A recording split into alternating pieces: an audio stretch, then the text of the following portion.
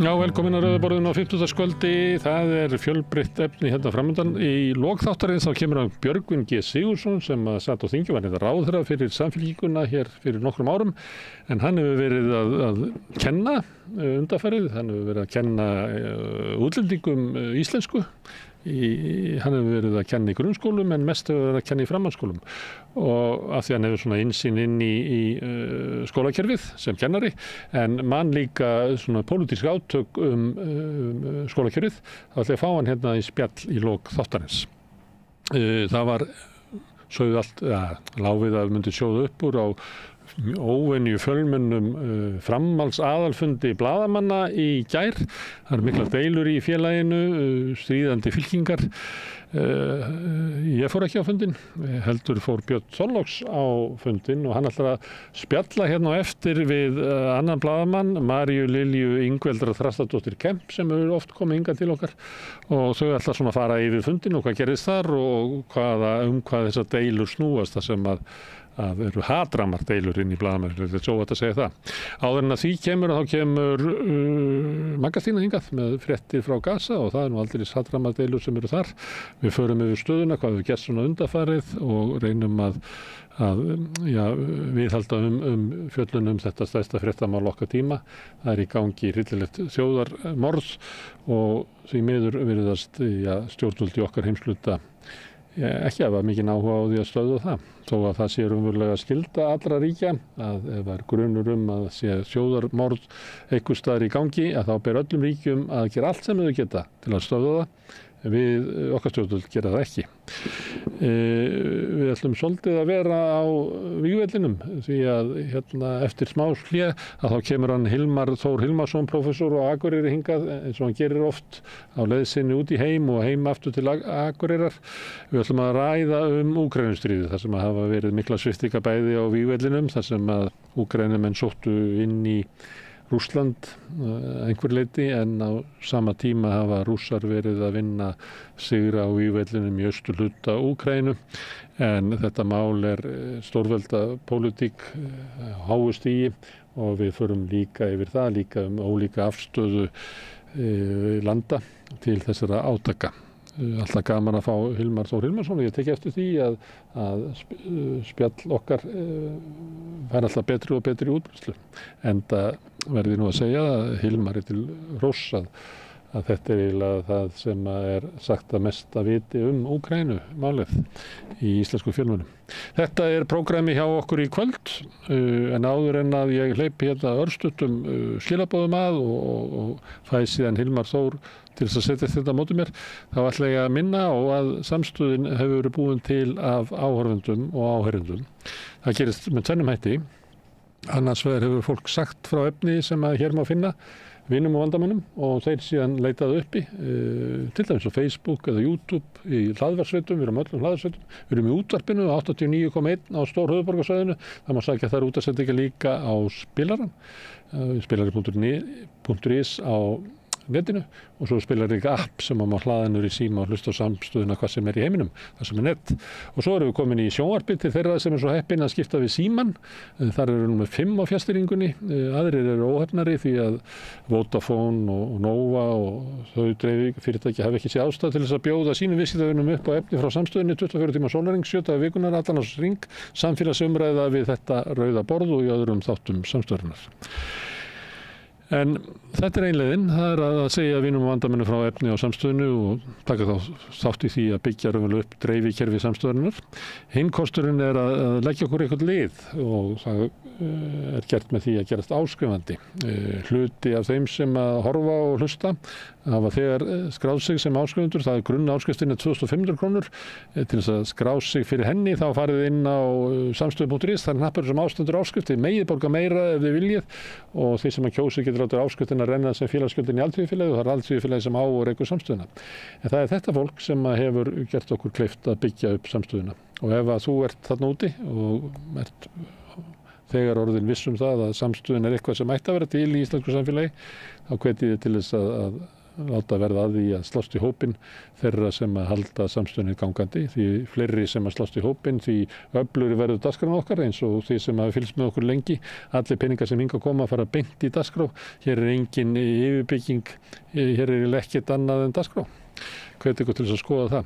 En ég ætla ekki að tefja ykkur lengi. Við ætlum að skjóta inn smá skilaboðum á meðan ég sæki Hilmar Þór Hilmarsson og við ætlum að ræða stríðið í Úkraínu.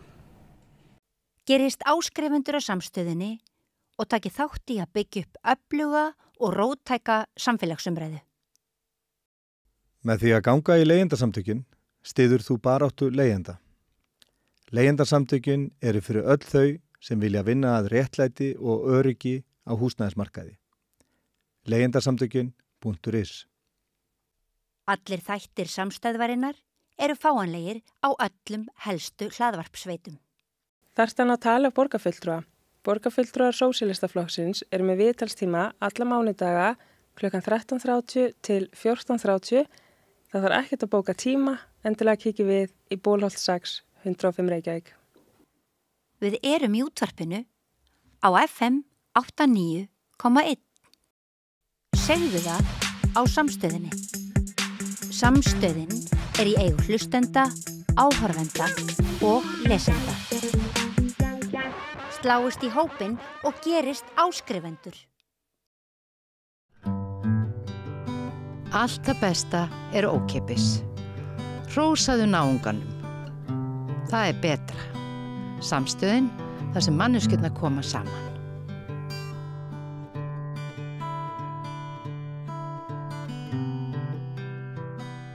Já, herðu, það komið að því að ræða stríðið í Evrópu. Hingað komin Hilmar Þór Hilmarsson, professor á Akureyri, á leið eitthvað út í heim. Þú kemur hérna við alltaf á Rauðaborðinu. Já, eða ekki skilda. Já, þú velkomin. Herðu, það hérna, við langar nú fyrst og næst að ræða Úkraínu núna. Og þar náttúrulega ýmislegt frétta. Það náttúrulega úkraínski herinn gerði innrás inn í Rússland. Heldur að það hefur náttúrulega áhrif á gang stríðsins, það ljóst. En hvaða áhrif? Þessi innrás var gerð, þá alls konar klapplið sem fyrir í gang að nú sé einhverju ægilegu viðsnúningur. Þú sér með þess að hersöðingi að koma í sjónvarpið og segja það hjá stórum stöðum að þetta gjörbreytir stríðinu. Ég held að það sé algjör vitleysa.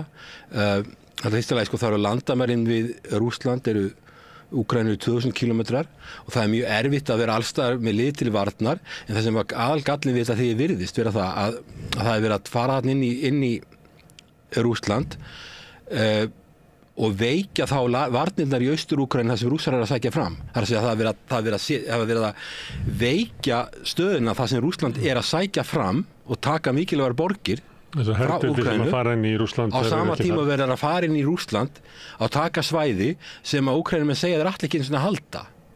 Og svæðið sem þeir tóku, síðast ég vissi, það var eitthvað 1200 ferkilometrar þeir tóku. Hvað er svæðið stort sem Rússar búin að taka Úkraínu? Það er 120.000 ferkilometrar. Það það slagar upp í öll Eystrasaltsríkin á stærð, þetta er stærri en Ísland og þeir eru að taka meira og Úkraínumennir eru bara að veikja varnirnar og nú búið að stöðva þess að mér skilst að þeir komist ekkert lengra í Kúrskeraði, komast ekki lengra. Þeir fóru inn í landi þarna, tóku þessu 1200 ferkilometra þar sem maður hefði getað skilið ef þeir hefði alltaf gera eitthvað sem skiptir máli fyrir það, ef þetta verður svona barganingtípa, eitthvað svona skiptimynd. Ef þeir hefðu náð að taka Kúrsk-kjarnargufrið sem er 60 km inn í landi. Þeir tókst ekki að taka það, en það verður það stór hætt. Og við vitum ekki hvort það er ætlaus, það? Nei, við vitum það ekki, maður hefði kannski skilið það, en maður skilur ekki, þetta er svona PR-mál, þetta vekur athygli. Ok, nú er Úkraínum að snúa þessu við, þeir eru að taka hluta Rússland, ætla að halda því og þeir eru að vinna stríð. En það er ekki vegna þess að þeir fara þarna inn, þeir ná ykkur svæði, það verður mjög erfitt að halda því á sama tíma og það mikill skortur að hermennum í austurhlutanum. Þannig að ég held að þetta hafi verið mistök, en auðvitað verðum við bara að bíða og sjá hvernig þetta fer. En maður tók alveg eftir því að það voru margir tilbúinir að fara og segja að nú væri algjör viðsnúningur og öllu þessu, en svæði líka bara svo lítið og ég skil ekki alveg ef að Rússar eru að halda fram að taka meira á Úkraínu, sem Úkraína þarf að beita sér að því að allavega hægja á sókn Rússa eða stöðvana, helst þannig að landa tilbaka, væri miklu skynsalega heldur en þetta. En auðvitað kannski vekur þetta athygli í fjölmiðlum og kannski þetta eitthvað til þess sem þetta er svo kallað móral eða það er svona úkraínski herinn búin að eigundur högg að sækja, þeim líður ekkert vel kannski og þetta kannski eigur sjálfstraustið eitthvað að geta farið inn í Rússland og þetta er dreifbýlisérað 2000 km löng landamæri og það er þetta, þú manst eftir því að fyrir á þessu ári þá fóru Rússar í áttina að Kharkiv, næststærstu borginni og þeir gátu bara gengið inn í landið og það voru eiginlega engar varnir og Zelenski á tímabili að þá aflýst hann öllum ferðum út af þessu, öllum ferðalögum af því að þeir bara fóru inn í landið og þetta verið langt og hann óttaðist örugglega það að þeir myndu taka Kharkiv.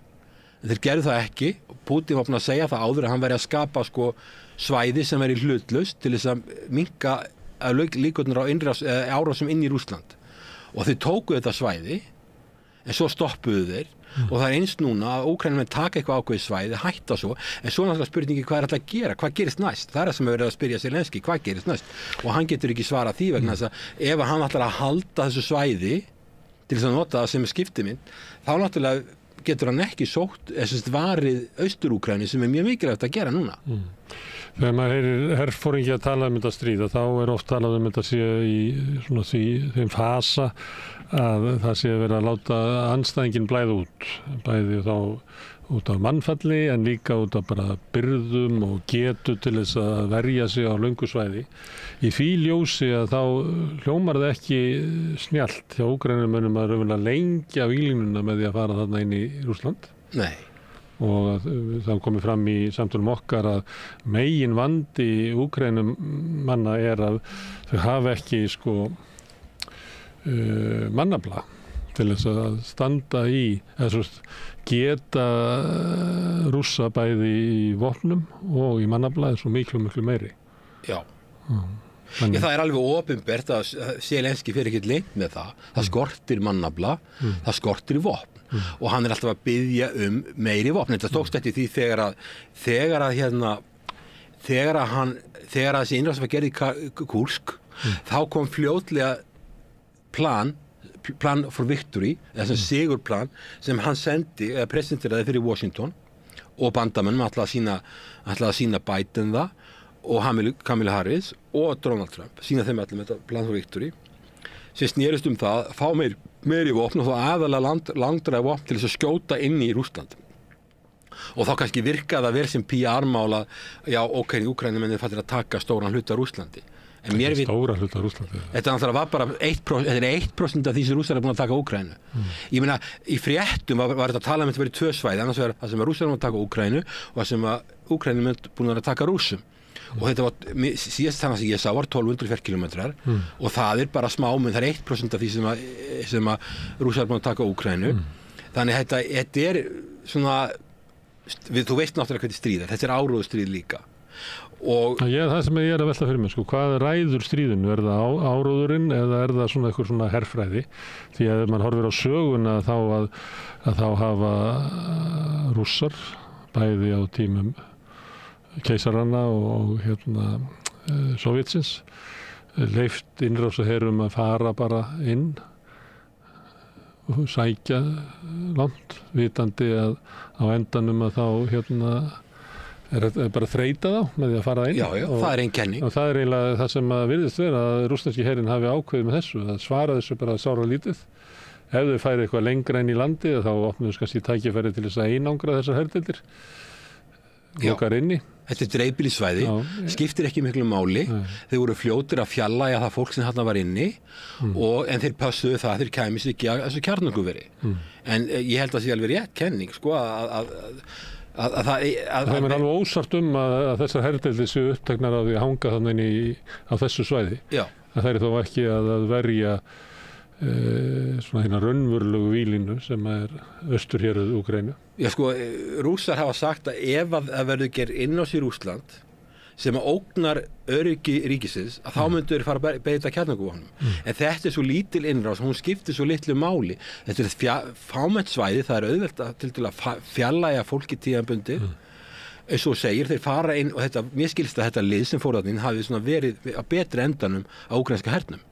Og maður sá þegar vopnið voru að keyra inn, þetta voru mikið svona nýjum vopnum, þetta eru ný vopn sem þeir eru búin að frá Vesturlöndum. Þeir eru að fara inn með herdeildir sem að maður hefði haldið og margir hernaðarsérfræðingar hafa sagt að þeir hefðu átt að nota þetta í austurhlutanum. En það, allavega þeir eru að eyða orku þarna, þeir eru að lengja víglínuna og ef þú ert með fámennt herlið og þú skortur á vopnum, þá viltu ekki lengja víglínuna. Ekki nema að sjá eitthvað svona annan haga af þessu. Eitt geti verið eitthvað svona pér, eins og þú varst að nefna, verið upplífgandi fyrir herinn og myndi auka baráttu anda hans, en það getur alltaf haldið til lengri tíma.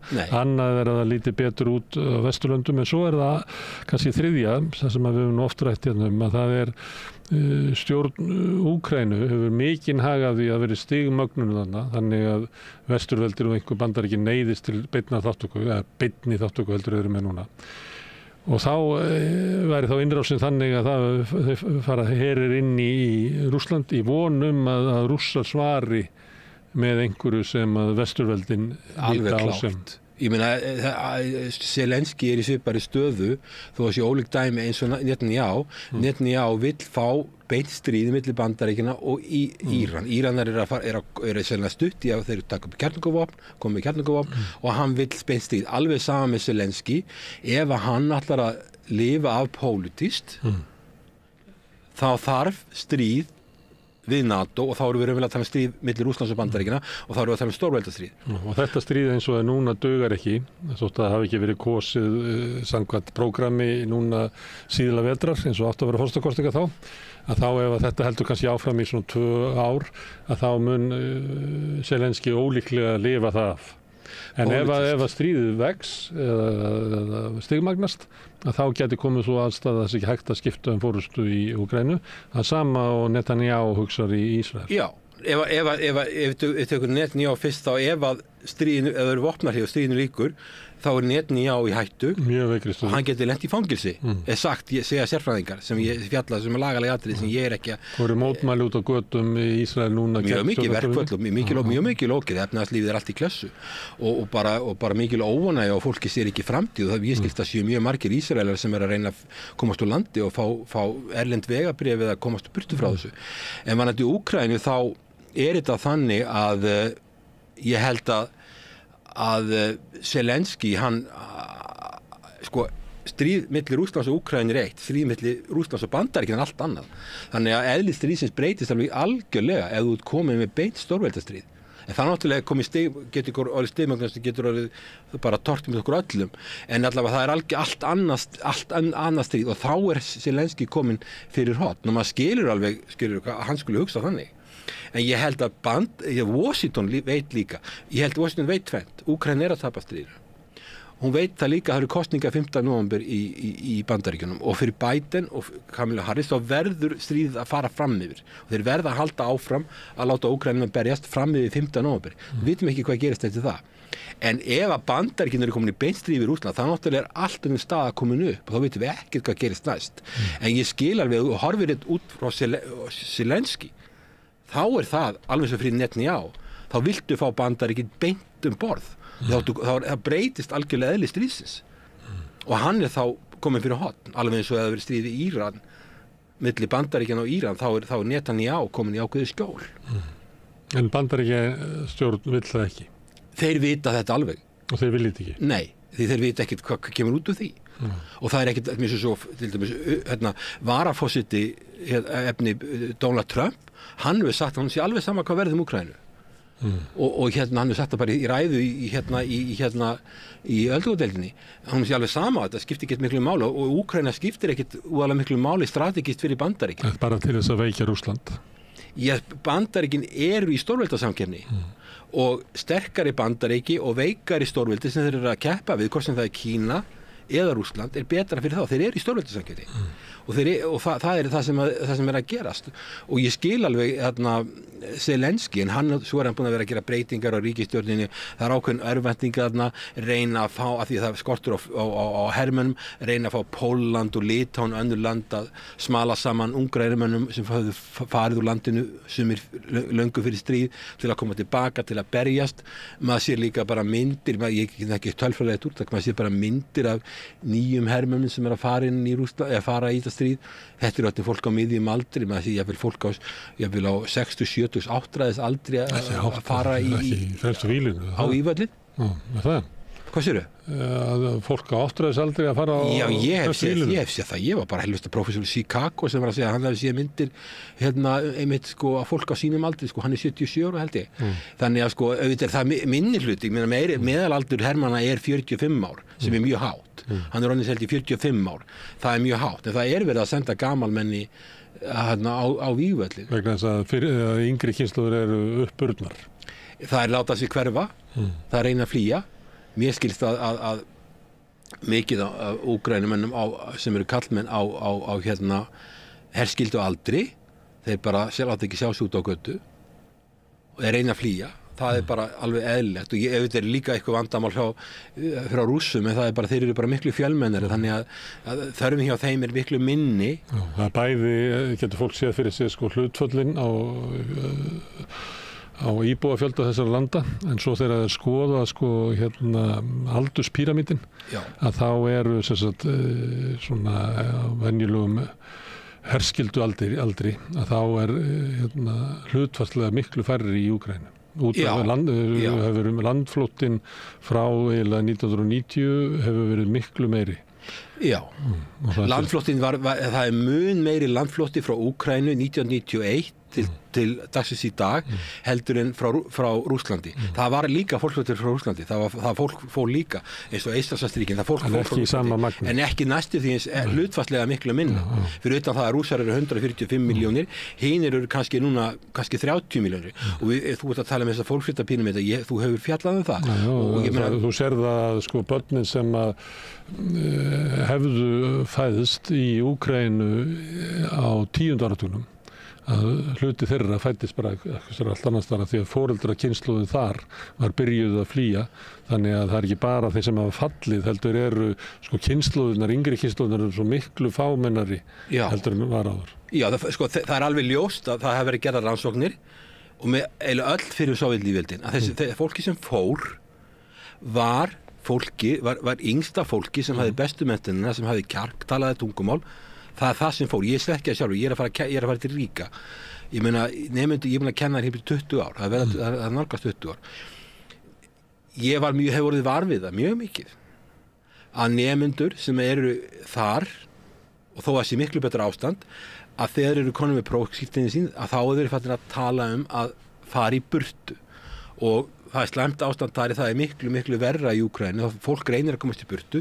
Evrópusambandið ýkti þetta líka með því að leyfa fólki að fá túristavísa annars af með Schengen-áritun og þar með var ennþá meiri flótti af fólki frá Úkraínu og það fólk fór þá á túrista eða á ferðamannavísa inn í Schengen-svæðið án áritunar en skilaði sér ekki tilbaka og fyrir þá að vinna ólöglega á miklu lagri og hefur þá engin réttindi, það hefur ekki eftirlaun eða veikindafrí eða eitthvað slíkt því það fer inn ólöglega og heldur áfram ólöglega.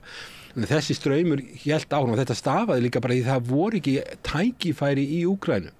Við erum að sjá land sem er þannig frá 1991 til 2023 að hagkerfið það minnkar. Á sama tíma ef þú tekur Eystrasaltsríkin eða Pólland þá er hagkerfið kannski, þá er verglandsframleiðsla mann kannski að tvöfaldast eða þrefaldast á sama tímabili. Og Rússlandi meira en tvöfaldast, en hún eykst ekkert í Úkraínu. Og ég held að fólk svolítið gleymi því sko að þetta er mjög óeðlilegt ástand að það skuli vera þannig að það sé engin hagvöxtur í 30 ár og það þýðir það fyrir hrun, fyrir stríð þá var mikill fólksflótti og þetta fólk sem er á barneigna aldri eða þegar það er búið að koma börnunum sínum í skóla eða hvernig það er, búið að festa rætur og koma sér fyrir, það fer ekki tilbaka. Þannig að þess vegna segja Sameinuðu þjóðirnar að næsta aldamót spái þeir því og Sameinuðu þjóðirnar er ekki hlutræg stofnun, þetta er ekki einhver skrifstofa í Moskvu, höfuðstöðvarnar eru í New York og þeir segja að þeir spái því að fólksfjöldi í Úkraínu næstu aldamót verði 15 milljónir. Þannig að það er það sem er spáð og þetta verður mikið eldra fólk. Og ættu í dag, ef það ekki hefur orðið þessi fólksflutti, þá ætti það að vera land með kannski 70-80 milljónir. Já, í dag, ef að fólksflutti þróast kannski 40 frá 91 endar í 15. Frá 91 til, ef það þróast eins og Svíþjóð, sem er nú ekki þekkt fyrir mikla fólksflutgun, að þá ættu þarna að vera 70-75 milljónir í dag. En ég meina, sko, það er náttúrulega margt sem kemur til, það er engin algjörstöðnun, gríðarlega mikið spilling, og nokkrir ólíkarar sem eignast allt þarna, fólki sér ekki framtíð, það fer í burtu, og svo kemur þetta stríð ofan á það,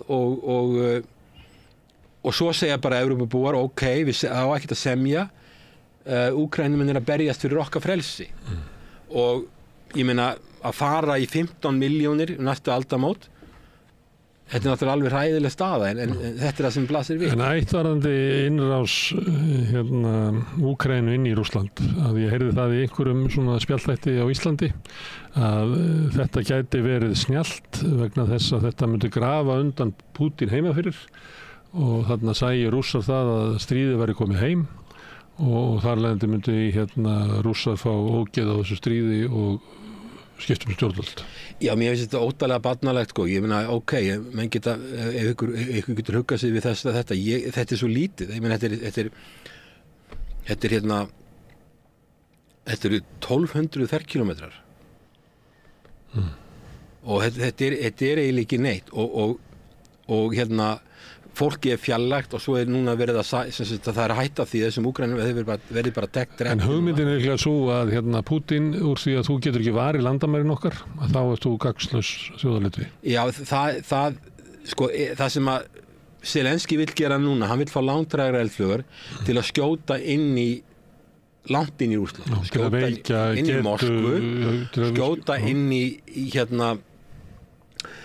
samt í Pétursborg, skjóta inn í viðkvæmsvæði. Ef hann myndi gera það, segjum hann myndi fara að sprengja upp Kremlið eitthvað, þá geti myndast ringulreið í Rússlandi.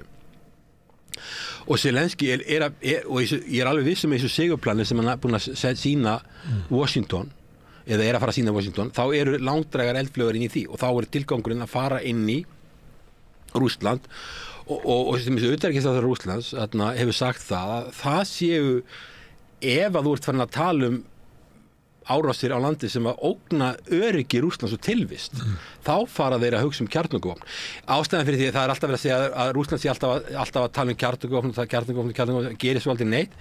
En þetta eru bara viðbragð. Ef að koma langdræguvopn, ef að þú ert farin að skjóta inn í höfuðborgina og þú ert farin að skjóta á Sankti Pétursborg og það er mikið tjón, mjög mikið, þá getur það gerst að það verði pólitískur óstöðuleiki en við erum bara ekki þar. Þetta er ekki það alvarlegt að það þarf að vera eitthvað mjög mikið til þess að Pútín gerir það og líka því að Rússland er að sækja inn í Austur-Úkraínu og taka meira land. Að ég meina hvað. En stigmagnun í stríði er til dæmis það að Rússar fara að nota kjarnorkuvopn, en stigmagnun getur líka verið það að stuðningur vesturveldana og fyrst og fremst Bandaríkjanna við Úkraínu, að hann verður alltaf meiri. Ef við höfum sitt fyrir árið síðan og Úkraínumenn var að ráðast inn í Rússland, þá myndum við líka að segja nei, þeim er bannað það, af því að það er það sem að Bandaríkjamenn vilja helst af öllu forðast, er að Rússar líti á árásinu þannig að því að það er breiðilegt að líta á það að þetta er Úkraína náttúrulega bara bakkað upp af Bandaríkjunum. Úkraína væri ekki að gera neitt að þessu nema með stuðningi Bandaríkjanna og ef það er komin innrás inn í Rússland þá geti það kallað á svar Rússa þar sem lítu á að það væri NATO og Bandaríkin sem væru standi í þessu og þetta verður of áhættu samt sem að gera það, honum verður bara bannað að gera það. En stigmögnunin alltaf þannig að það alltaf sagt einu sinni máttur ekki fá flugvélar og einu sinni máttur ekki skjóta inn fyrir landamærin og einu sinni máttur ekki ráðast yfir landamærin og þannig að það líka stigmögnun sem að verður í því að það vesturveldi gefa Úkraínu alltaf meira og meira svigrúm. Já, og það er það sem... Vegna þess að árangurinn kemur ekki. Já, við erum að sjá það var lengi verið að tala hvort ætti að skriðdreka, ekki skriðdreka, hvaða tegundir, Þjóðverjar voru á bremsunni, kem ekki til greina, svo kom ekki til greina að láta hafa F-16 orrustuþotur, það kom ekki til greina, það mátti ekki skjóta inn fyrir landamæri Rússlands, það er alveg rétt, þetta er stigmögnun. Og hvað gerist ef að Zelenský kemur bara eitt á og segir bara ég er bara ekki með mannafla til þess að verja land, ég er ekki lengur með mannafla til að verja landi lengur, mér vantar meiri vopn og við erum bara að gefast upp. Hvað ætla Vesturlönd þá að gera? Ætla þau að fara í beint stríð við Senda herafla? Já, senda herafla og það eru sum lönd sem vilja það. Það eru Eystrasaltslöndin og Pólland og Frakkland, það nefndi það. Og jáfnvel Bretland. Það eru lönd sem vilja fara þarna inn og það er eins og segja, það er ákveðin stigmögnun, en þá breytist eðli stríðsins. Þá erum við ekki lengur með, auðvitað náttúrulega má segja þetta sé stríð milli NATO og Rússlands, þetta eru bara úkraínskir hermenn sem eru notaðir í þetta. En svo eru líka talað að það séu þegar komnir hermenn frá þessum löndum, þó að sé ekki mikill fjöldi sem er komin inn í þessu lönd og það er til dæmis eins og Þannig það má búast við því að Zelenský verði leyft að ganga lengra eftir því sem að rússneski herinn vinnur stærra landsvæði í austurhluta Úkraínu.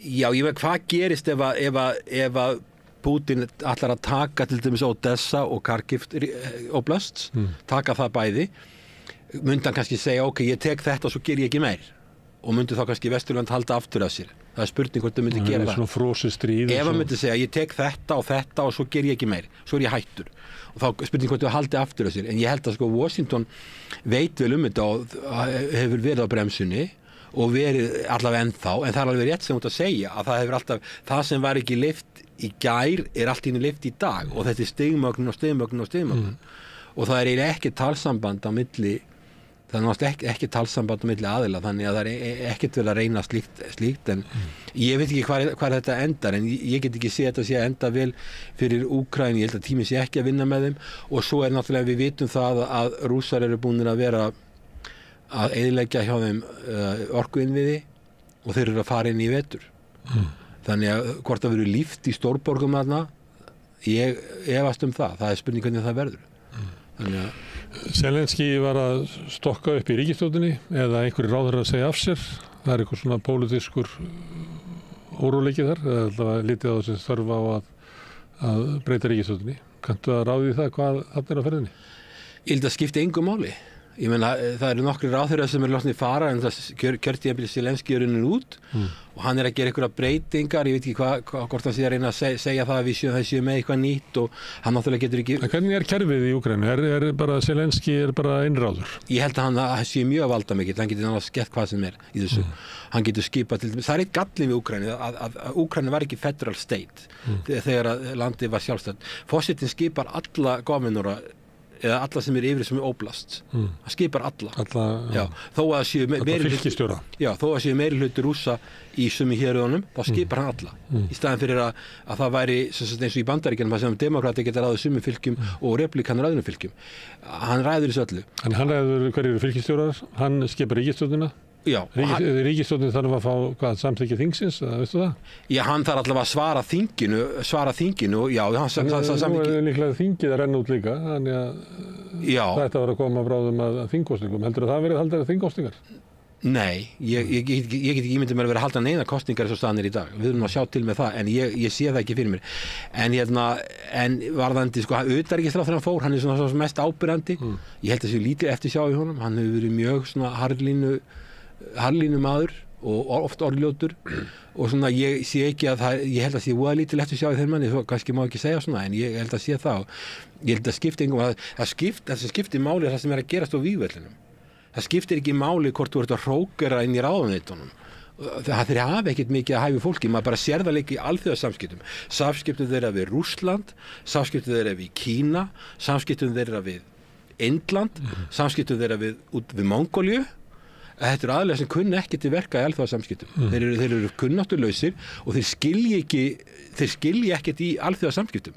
Og þeir hafa backup, kannski rókavælt að segja þetta, en ekki bara, ef við tölum eitthvað af þessum málum sem við maður tala núna, síðan að segja, að maður sér svo mikið kunnáttuleysi og þess að maður hefði vonað að lönd eins og stóru Evrópusambandslöndin og Bandaríkin myndi svona eitthvað leiðbeina Úkraínu hvernig þetta hegða sér í alþjóðasamskiptum.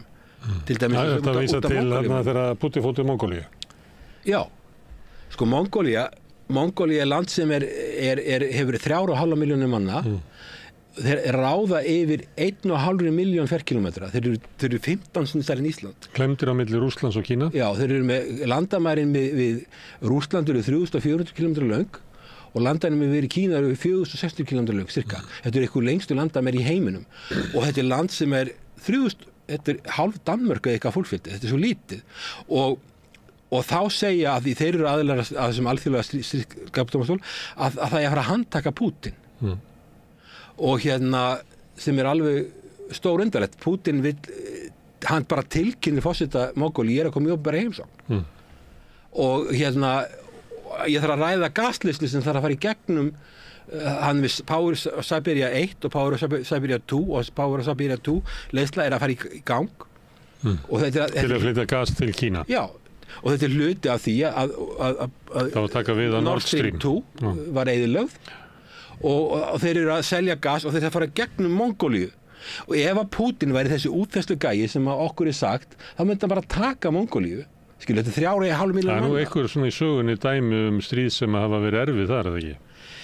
Jú, en ég held að sko ef að Kínverjar og Rússar myndi ákveða að taka Mongólíu, þá myndi það ekki verið mikið mál. En forseti Mongólíu, hann spilar alveg ég hef ekki komið til Mongólíu, en ég veit aðeins Mongólíu. Mongólía, þetta er land sem hefur spilað hlutleysi og svona stórveldisamkeppni. Þeir eru alltaf milli, þetta er svona svo samloka, þetta er bara á milli Rússlands og Kína sem varst að segja.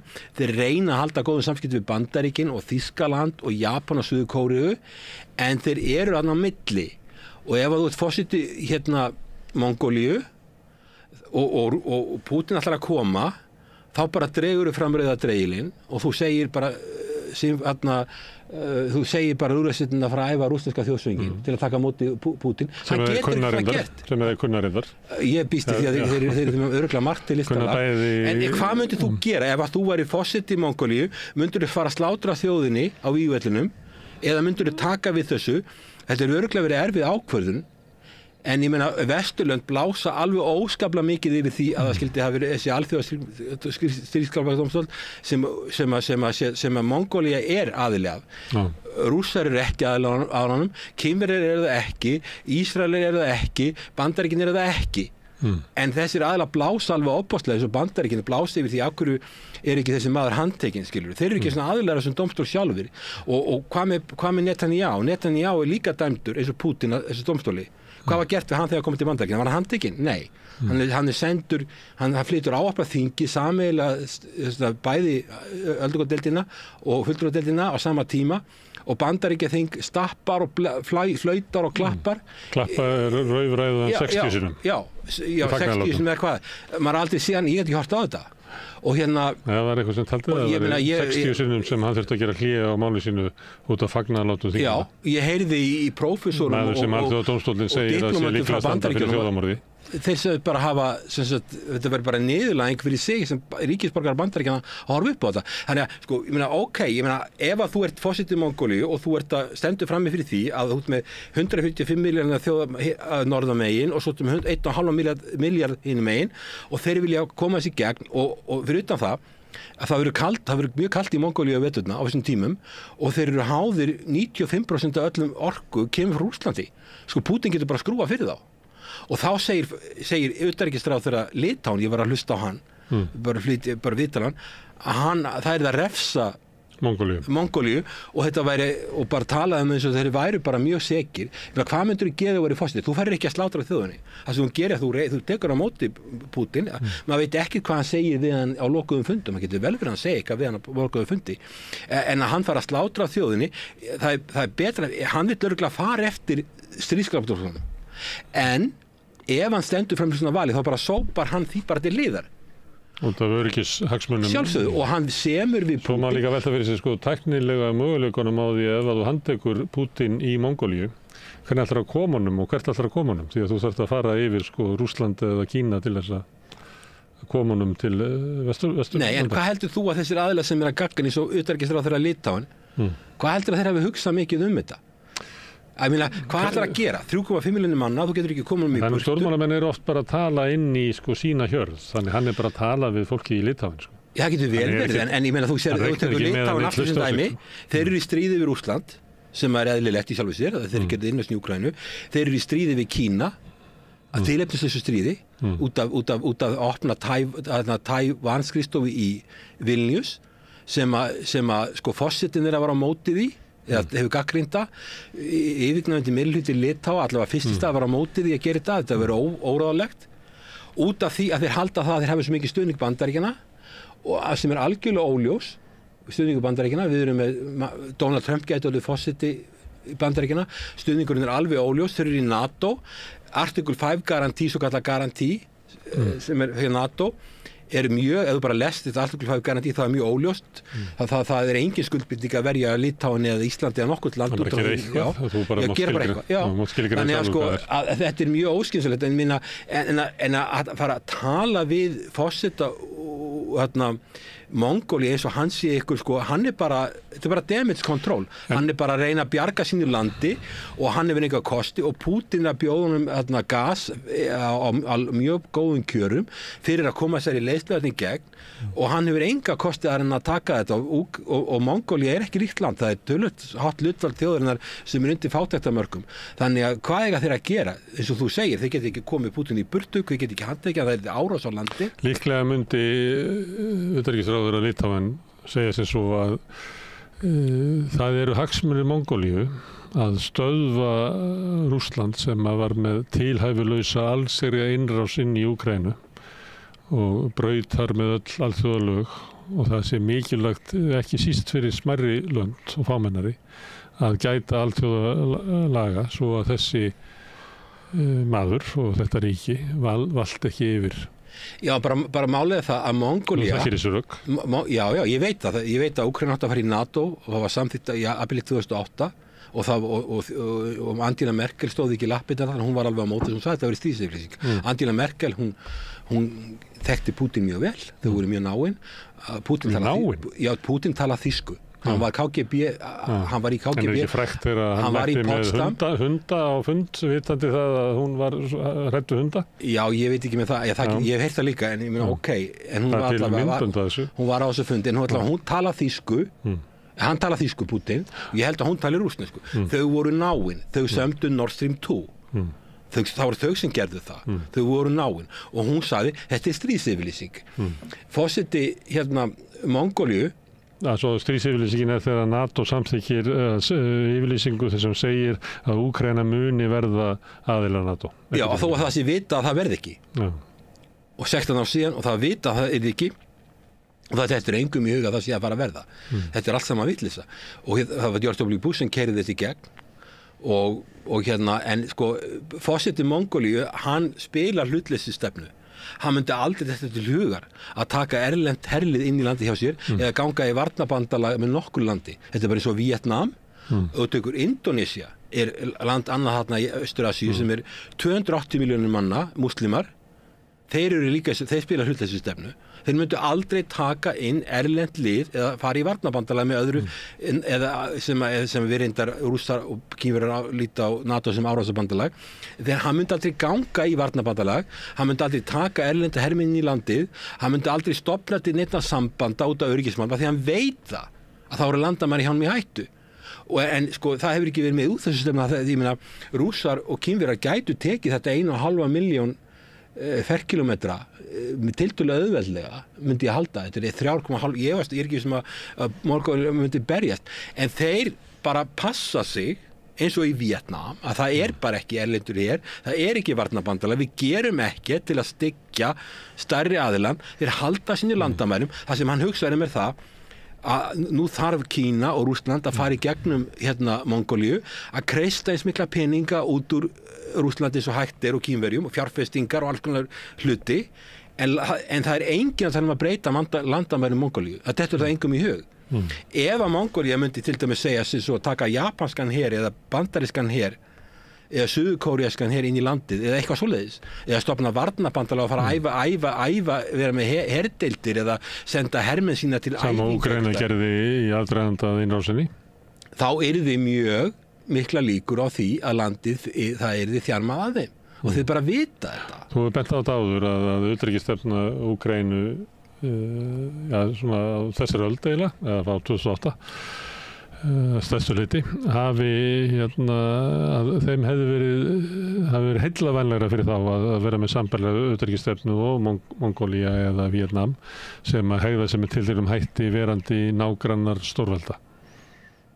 Já, ég meina sko, það er alveg ljóst. Þá kem ég aftur að einu að því að Zelenski er að skipta út ráðherrum og eitthvað leira. Þegar hann var kosinn, þá var hann kosinn, það var klofningur í þjóðinni.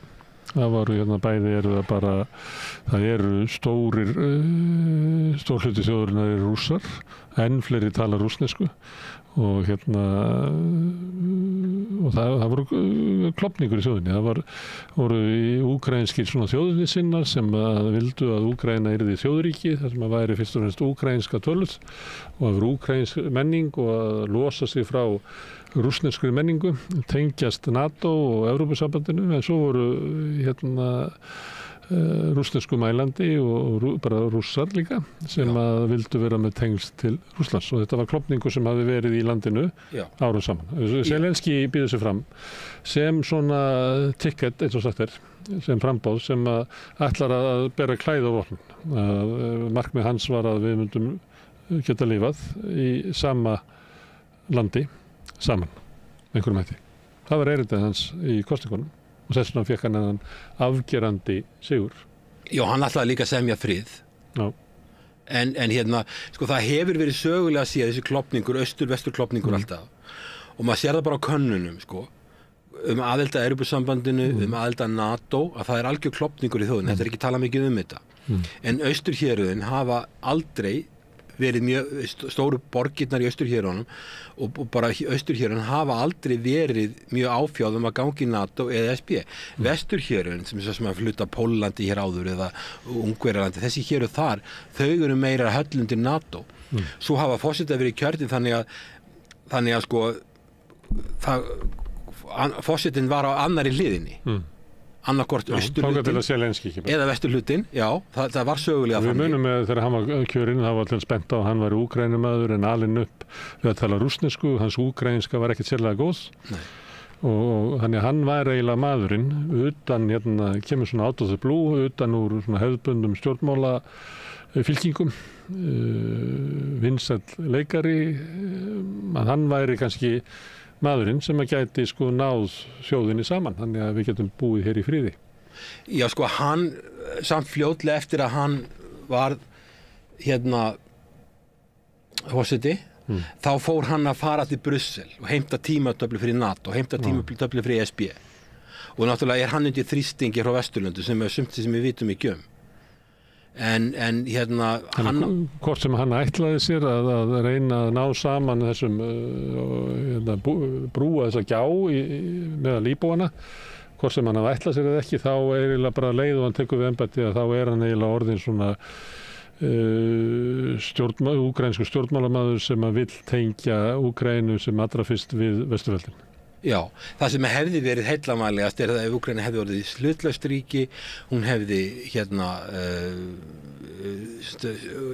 og hefði byrjað að fikra sig nær Evrópusambandinu, það hefði verið nefnilega nær, það hefði verið ákveðin, ég meina því ég var að tala við Alþjóðabankann þarna skömmu fyrir stríð, áður en stríð hófst, þá fannst þeim að það getur þurft og Alþjóðabanki sé yfirleitt ekkert að skipta sér að því hvort lönd fari í Evrópusambandið eða ekki, að það væri bara svo mikið spilling í landinu, að öflin væri svo sterk að þeir þyrftu að hafa einhvern utanaðkomandi aðila sem hjálpaði þeim og þá voru þeir að tala um það og mér er skilst á það bara maður sér það þegar það var verið að semja í Istanbul á sínu tíma fyrir stríð 2021 þá var komið á blað að Rússland væri tilbúið að samþykkja það að þeir færi inn í Evrópusambandið því sem náttúrulega ekki varnarbandalag en þeir taka hlutina í öfri röð og En var Zelenský einhvern veginn með plan það, sko, hvernig hann ætlaði að halda landinu og þjóðinni saman? Þannig að þegar hann kosið forseti þá eru tvö fylki yfirráðum uppreisnarmanna, myndum að segja. Nei, það var aldrei plan. Ef að menn hefur verið með plan að halda landinu saman, þá hafði þið breytt því í alríkisstjórn. Þýskaland alríkisstjórn, Kanada alríkisstjórn, Bandaríkin alríkisstjórn. Það eru mörg lönd þannig til. Það eru mismunandi tungumálahópar, mismunandi hópar í löndunum og það getur mismunandi stjórnmálaöfl ráðið í mismunandi stöðum í landinu. Það var aldrei, og ef eitthvað land í heiminu þurfti svoleiðis stjórn, það sem valdinu var skipt og til dæmis að Ungverjar í Úkraínu mættu kenna ungversku í skólum og halda í sína menningu. Þeir sem eru frá Rússlandi getur fengið að halda sínu og ákveða sínu einhver mál sjálf. Það var ekki leyft, það var ekki skilningu fyrir því og þetta eru afleiðingarnar sem við erum að horfast í augu við. Og Vesturlönd hafa kannski ekki heldur hjálpa til við að reyna að leysa þetta og verið að eins og til dæmis að vera að setja þetta í fundagerð í NATO í apríl 2008 var alveg skelfilegt með það að það var algjörlega vitað að þetta er ekki að veruleika. Það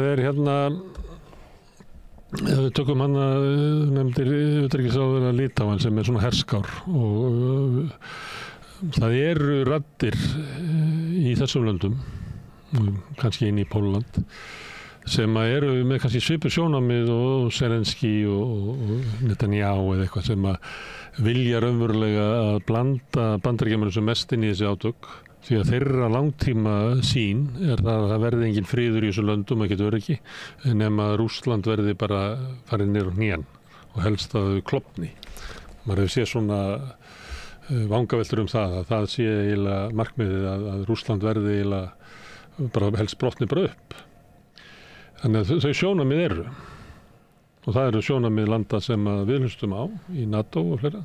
Það sem svolítið sérstakt sko að ef maður spyr þessa fólki í þessum löndum og það er mismunandi sjónarmið samt innan landana þá ef maður spyr sko sjáu þið fyrir ykkur einhvern tímann að það getur orðið eðlilegt samband eða einhvers konar allavega þokkaleg samskipti við Rússland á næstu áratugum og svarið er alltaf oft bara nei, það verður aldrei eðlilegt samband og það verður bara eyða Rússlandi.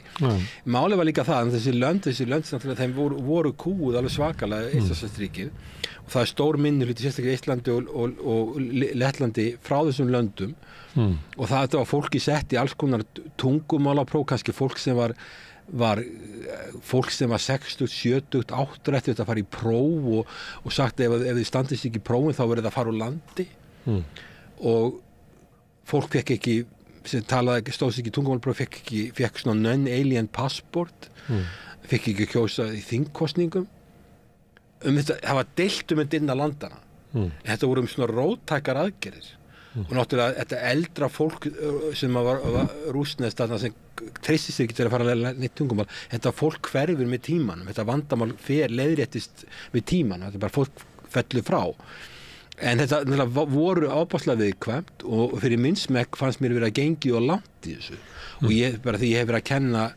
í Lettlandi þá finnst mér að unga fólki þar hafi svona viljað fara meiri varfærni af því að það eins og sumir benda á það þetta fólk var ekkit fullorðið þegar Rússar réðust inn í landi í seinni heimsstyrjöldinni þetta fólk bara fórnarlöp alveg eins og lettarnir það bara þarna og svo bara gerist það að Sovétríkin falla 91 þú fyrir að sofa einn dag í Sovétríkjunum næsta dag vaknar í einhverju öðru landi þetta eru 25 milljónir manna sem voru í þessari stöðu í öllum Sovétríkjunum 25 milljónir og þú bara annars flokks ríkisborgari sem veist ekki hvort þú mátt búa í viðkomandi landi, þú hefur ekki réttindi og allavega svona það hefur verið sótt að þessum hópi inn í Úkraínu að það hefur verið það er ekki kennt á rússnesku lengur í menntastofnunum það var háskólar sem var bara kennt á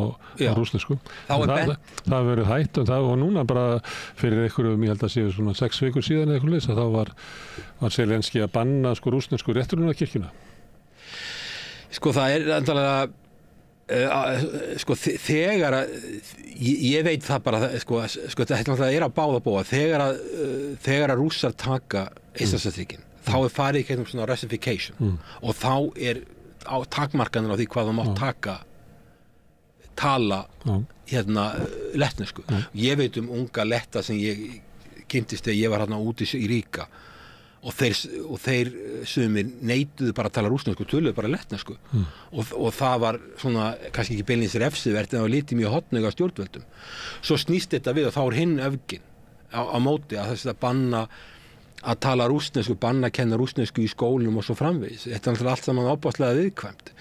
En með land sem er stórt og Úkraína og svona mikið skipt og þetta er svo mikil fjöldi að þá hefði maður haldið að það væri skynsamlegra til lengri tíma fyrir þá að reyna að hafa svona eitthvað skonar alríkisstjórn og meiri sveigjanleika. En þeir hafa valið þessa leið sem þeir hafa farið núna sem hefur leitt til ófarnaðar og auðvitað getur Pútín ef að verið að segja að hann vilji útþenslustefnu sem ég reyndar sé ekki að þjóni hagsmunir Rússlands. Ég meina að Rússland með þess að ekki reynda að taka hluta Mongólu. Ég hef ekki séð að gera það allavega þó þau gætu það örugglega að sko þetta er þannig mála að Ég ætla reyndar að efast að þetta sé svona auðvelt að taka Mongólíu. Af því að bæði í sögunni þá eru til svona erfið stríð sem eru þarna og svo sjáum við náttúrulega bara í Úkraínu Ertu að vísa í Gengis Khan eða hvað? Hvað er komin alltaf til í tíma? Ég bara í seinna stríði held ég. Og þá það sama ávið Úkraínu þar sem að það er ekki eins og að þetta sé bara einhver ganga til Kív hjá Rússum. Þeir þurfa að berjast sentimetri fyrir sentimetri. Já, þetta náttúrulega sko, gríðarlegu mannfórn. Það var búið að þjálfa mjög mikið að hermunum sko, frá 2014 til 2021 þá var búið að þjálfa sennilega 80.000 útlenska hermenn eftir NATO stöðlum og svo gáttu þeir þjálfa aðra. Þannig að sko Úkraínumenn þetta er einhverju aumingjar. Ég meina þetta er land sem á sér langa sögu sem innríki og þetta eru öflugt fólk og það er það sorglega við þetta er einhvert besta landbúnaðarland í Evrópu, þeir eru staðsettir svona í hjarta Evrópu í milli Asíu og Evrópu getur svona brú á milli, þeir hefðu getað hjálpa Rússum í samskiptum við Vestur-Evrópu þeir hefðu getað verið brú líka fyrir að hjálpa Rússlandi því Rússland lendir í vandræðum Rússland færi ekki að fara í NATO, Rússland færi ekki að fara í ESB og er einangrað þeir hefðu getað hjálpa Rússlandi eða þeir hefðu farið ekki þá stefnu og miðað við þá möguleika sem þeir hefðu í landbúnaði miðað þetta er innríki þeir voru með kjarnorkuvopn, þeir eru kjarnorkuverð sem þeir eru með í dag, þeir voru með sína eigin geimferðaráætlun það er mikið að velmenntuðu fólki þarna þannig að taka Úkraínu ef að þeir eru komnir með ef þeir hafa aðstoð, þeir eru með vopn þá er það ekki hlaupið að því en það sýnt það þeir hafa staðið sem mjög vel margir en þetta er bara miklu minna land og ég meina mér fannst þessi leið sem þeir fóru vera röng en það er líka því að þeir fá ekki leiðsögn meðan við sjáum það alveg hvernig þeir vinna í utanríkismál og við sjáum það líka til dæmis ég skil ekkert í því hvernig utanríkisráðherra Litáen talar. Ég meina það getur vel verið eins og að segja að þetta sé innanlandsneyslu hann sé að tala til þess að vera fínn maður í Litáen en ég meina sko þetta er algjört ónægilegt. Þeir opna skrifstofu Tævan og fleira. Þannig þeir eru með svona aðgerðir líka. Þetta er ekki bara svona raus í stjórnmálamanni sem er að skora keilur heima.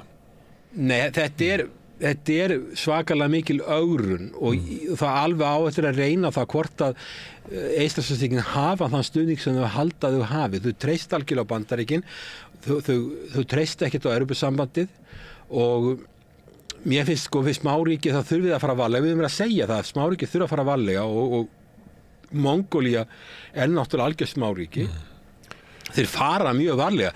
Hann gæti náttúrulega hafa handtekið Pútín, gert ekki alls konar kúnstir, en þeir fara bara mjög varlega því þeir vilja ekkert fá Rússa yfir sig, þeir vilja ekki fá Kína yfir sig og þeir reyna bara að mynda viðskiptasambönd og græða á þeim. Og sér að Vietnam sem er með 100 milljónir manna, þeir vilja ekki varnarbandalag og reyndar er það orðið þannig í Austur-Asíu að það er verið að Kínverjar eru á óskemmtilegan hátt að mínum mati að þjarma ómikið að löndum á Suður-Kínhafi þannig að það eru hvernig æfingar á milli Filippsey og Vietnam en Vietnamar fara alls ekki æfingar með Bandaríkjamönnum alls ekki, þeir fara með Filippseyjum Indonesar gera svipað, þeir eru 280 milljónir, þeir líta sig allir á sig sem smáríki því þeir eru bera sig saman við Indland og Kína. Þessi lönd fara ópaslega varlega og þeir eru, og þegar maður er að tala við þessi lönd og stjórnvöld í þessu löndum það sem er að gerast í Evrópu, Já, þess vegna er ég að benda... Skilji ekki. Nei, þess vegna er ég að benda á að í Austur-Evrópu er fólk sem talar ekki varlega og virðist vera að skilgreina sína öryggishagsmuni út frá því að það verði bara að brjóta Rússland niður. Og þetta á kannski fyrst og fremst við lönd sem voru áður hluti að Sovétríkjunum, en líka lönd sem tilhörðu austrinu og rússneski herinn fór yfir í seinni heimsstyrjöld eins og Pólland. Og nú ætla ég að draga þig að kosningum í Þýskalandi sem ég veit ekki, kannski hefði átt að varaði við að ég ætla að spyrja út í þetta. Já, þú setur miklu fyrir að tala Indland og Túringen. Nei, ég ætla að byrja að velta þessu fyrir þér. Túringen sem ég held að sé kallað Þýðingarland á íslensku. Að það var kosið þar og þar fær Alternative for Deutschland eða valkostur fyrir Þýskaland fær 33% atkvæða sem nú eitru tala í rússnenskri sögu vegna þess að það er mjög nálægt fylgi næststjórnarflokksins á sínum tíma. En reynda ná kristilegir demokratar að verða næststærsti flokkurinn, en þar á eftir kemur flokkur sem heitir Bundnes Sara Wagenknecht sem gæti verið bandalagsöru Wagenknecht. Samanlagt er sáflokkur og Alternative for Deutschland með held ég 48, eitthvað. Það næstir bara helmingurinn. Þetta eru báðir flokkar sem hafa verið svona allavega fólk inn í þessu flokkum sem hefur verið skeptist á stefnu vesturveldana í Úkraínu. Já. Og þetta er þenni í Austur-Þýskalandi. Þetta er fylki sem til í Austur-Þýskalandi. Þannig að þeir hafa kannski sambætt og hafa sambarlega afstöðu til Rússa og út af sögu Sovétríkjanna og eitthvað leira, eins og til Pólverjar. Svo eru að spá í því hvað er að gera þarna? Nei, þú veist, greifist greinilega miklu meira heldur en ég veit bara það að Rússarnir náttúrulega voru í gríðarlega samkeppnisstefnu í Þýskaland byggðist á góðu viðskiptasamböndum við Rússland sem eru núna horfin. Þýska hagkerfið er í verulega miklum vandræðum og þeir eru með kanslara sem er mjög veikur og þetta er kannski hægri öflugin. Það er náttúrulega Bundnes Sara Wagenknecht er eiginlega klopningur út úr vinstri bandalaginu. Já. Sem það sem eru kannski á linkina á rætur í gamla kommunistaflokk Austur-Þýskalands. Já. En hún er þarna, sömniti tekur hún upp svona útlendingaandúð og eitthvað fleira. Þetta er mjög sérstakt fyrirbrigði þetta flokkur. En það er bara svo ævintýrlegt að þessir flokkar sem er eiginlega skilgreind sem ómark í stjórnmálum á Vesturlöndum eru með helminginn af fylginu. Þetta er ekki eins og Le Pen eða eitthvað í Frakklandi með rúmlega 30%. Þetta er bara helmingur af fylginu. Er flokkar sem eru eiginlega skeptískir á þessa stefnu NATO. En samt skilstu, ég hef verið að tala við þýska háskóla. Mér skilstu, ég er að fara til Ríga og ég er að fara að flytja fyrirlestur fyrir nemendum og þú veist alveg hvað skoðanir ég hef á þessum málum. Það er ekki svona bestseller í þessum löndum. Þú getur verið lamin bara. Nei, ég meina ég vona þeir horfi ekki á samstöðin og hlusta á samtöl okkar hérna. Ég er búin að senda þeim fyrirfram greinarnar mínar. Þannig að samt sem að því Lettlandin er með svo lítið, svo mikið fámennið þarna, þeir eru með nemendum frá, ég er með vilja nemendum frá Asíu, frá kannski Norður-Ameríku, frá Afríku og náttúrulega maður flestir frá Evrópu. Þannig að það kemur fólk frá löndum eins og Ungverjalandi eða Austurríki eða einhverjum slíku löndum, þá eru þeir á annarri blaðsíðu en auðvitað það sem ég ger, ég ber bara að borða ákveðna staðreyndir og svo spyr ég bið þau að draga ályktanir, ég sendi bara á spurningar. En ég sé það í Lettlandi að háskólinn í Lettlandi leyfir alveg málfrelsi. Málfrelsi er mjög undanhaldi. Þú veist, í Bandaríkjunum er búið að reka ykkur 4 rektora en allavega ég veit að líka þegar ég var að skrifa kreppuna 2008-2009 á gagnrýndi í mjög sænska banka og efnahagstefnu Eystrasaltsríkjanna í hruninu. Þá mistu þeir alveg gríðarlega mikið af fólki og þeir fóru í gegnum svona austerity program. Og þá tók ég líka til því Háskólinn í Lettlandi að þeir fengu fjölmiðla til að tala um þetta við mig og birtu það í stórum blöðum sem þeir gáfu út. Og eitt skipti var það þannig að þeir birtu við mig viðtal sem ég var að gagnrýna harkalega stjórnvöld og þá heimtaði Seðlabankinn að birta með yfirlýsingu með viðtalinu, bara onni í viðtalinu. En samt sem áður er Háskólinn þarna sem sagt ákveðið málfrelsi í gangi og þú mátt segja hluti sem ekki vinsamlega, auðvitað verður maður að fara varlega í þessu, þetta er allt voðalega viðkvæmt. En ég sem háskólakennari, ég segi ekki nemendum hvaða skoðanir ég hafa, ég segi bara, hér eru bara ákveðna staðreyndir sem ég er með, ákveðna kenningar, ákveðin viðþorf, svo svarið því spurningunum. En hérna í Þýskalandi virðist ekki vera þannig. Mér var sagt að til dæmis ég var að tala við þýskan prófessor, þú bara getur ekki sagt þetta í Þýskalandi, það bara ekki, má ekki. Og það var náttúrulega á Þýskaland á mjög viðkvæma sögu. Það sama að þú verður að tala um Gazasvæðið og Ísrael þar. Bara málfrelsi er mjög mikið á undanhaldi og það er bara sorglegt. Í Þýskaland náttúrulega þetta stórmerkilegt land, velmenntuð þjóð. Það er náttúrulega kannski klikkunin í þessu að þeirra stjórnvöldur okkar hérna á Vesturlöndum er að segja að þeir séu að styðja stríð til þess að verja gildi okkar. Að þá eru þessi gildi okkar ef að þau eru til dæmis málfrelsi og tjáningafrelsi að samfélag verði sterkari því sem að skoðanaskiptin eru öflugri og kröftugri og að það hafi meiri getu til þess að leiðrétta okkur og annað slíkt. Að það er verið að skrúa ofan að þessu andstæðar hérna. Já, ef við bara lýðræði í Bandaríkjunum er ekki merkilegir en það að stundu vinna fórsetar sem hafa færri atkvæði þess sem tapaði. Það er ekki nóg að vinna í Bretlandi þá eru 30% sem hefur algjöra meirihluta á þinginu. Í Frakklandi eru tvöfaldar kosningar. Það snýst allt við bara milli kosninga. Ég meina vestræn lýðræði eru kannski ekki dúalega merkileg og málfrelsið og þú sér mér svo NATO-fundur sem var haldinn í júlí núna 2024 þá eru miklar ályktanir út af Kína, út af Rússlandi og Íran fordæmt en það má ekki tala um hérna Gazasvæðið eða Ísrael, það má ekki nefna og það hefur engin ráðherrar á Vesturlöndum þorað örugglega að segja nokkuð skapaðan hlut um þetta, bara þoraði ekki. Eini maðurinn sem stóð upp og talaði um þetta var forseti Tyrklands og hann þykir nú ekki merkilegt lýðræði og ekki merkilega, ekki mannréttindi að málfrelsi og þykir svona frekar slæmi pappir í Evrópusambandinu hérna í NATO en hefur ekki fengið, Tyrkir eru búin að reyna að komast í Evrópusambandið í 25 ár og hefur ekki tekist. Núna er hann að tala um að fara inn í BRICS til að augra Evrópusambandinu en þetta er aðilinn sem að stendur upp og talar fyrir hönd þessa fólks.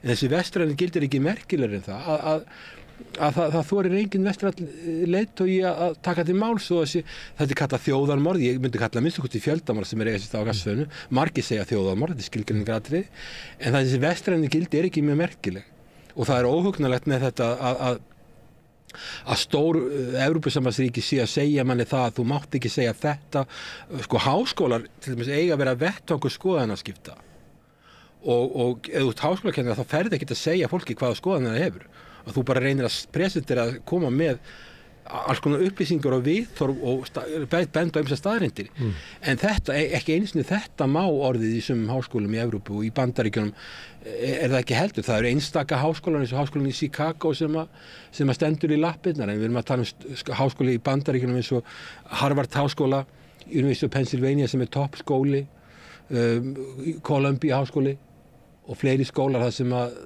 þú mátt ekki lengur, rektorinn verður látið fjúka eða koma fram ykkur ákveðin viðþorf eða skoðanir. Þannig er ástandið í okkar heimsluta nema hér við rauðaborðið, þú er málfrelsi hér til þess að tjáðu hér við rauðaborðið. Ennþá. En svo líka við erum að tala um Úkraínu sko að hérna spurning hvað er framundan að hérna Pútín fór líka til Indlands og hérna faðmaði og þar móti hann föðmuðust mikið og því var mótmælt í Úkraínu. Síðan fór hérna móti líka til Úkraínu og það er land, sko, náttúrulega Indland er ábúðslega stórt land, þetta er 1,5 milljarður manna og það er land sem mér hefur alltaf fundist að kemur til greina sem aðili sem gæti farið að semja og má segja það kannski ein framförin í Úkraínu sem maður sér er þannig að hérna að Zelenský er alltaf farin að tala friðaviðræður og eitthvað frið. Þó hann sé líka að tala reyndar að það þurfa að handtaka Pútín og gera alls konar hluti við hann, en að semja frið og Indlandi dæmi land, þetta er stórt land, að það getur alveg verið hlutlaust. Þeir eru hlutlausir, þeir eru í miklum viðskiptasamböndum við Rússland. Þeir kaupa olíu frá Rússlandi og selja hana okurverði til Evrópusambandsins núna, og þeir eru í þokkalegu samskipti við Kínverja og mjög góðu samskipti við Bandaríkin, mæta á G7-fundi, þeir eru í BRICS.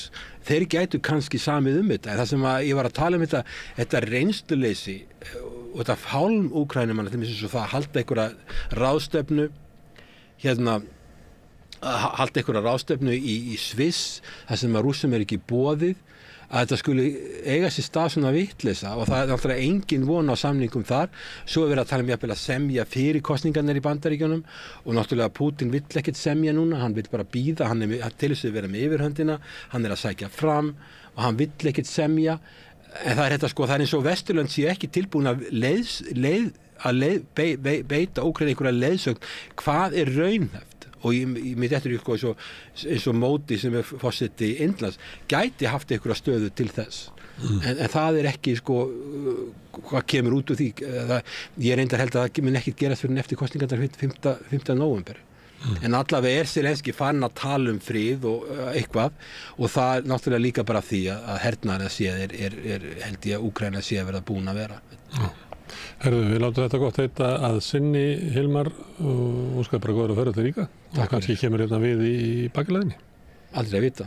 En við ætlum að snúa okkur að öðru stríði. Framundan eru fréttir frá Gaza. Þarftu að tala borgarfulltrúa. Borgarfulltrúar Sósíalistaflokksins eru með viðtalstíma alla mánudaga klukkan 13:30 til 14:30. Það þarf ekkert að bóka tíma, endilega kíkja við í Bólholt 6, 105 Reykjavík. Allt það besta er ókeypis. Fáðu þér vatn að drekka. Samstöðin þar sem manneskjurnar koma saman.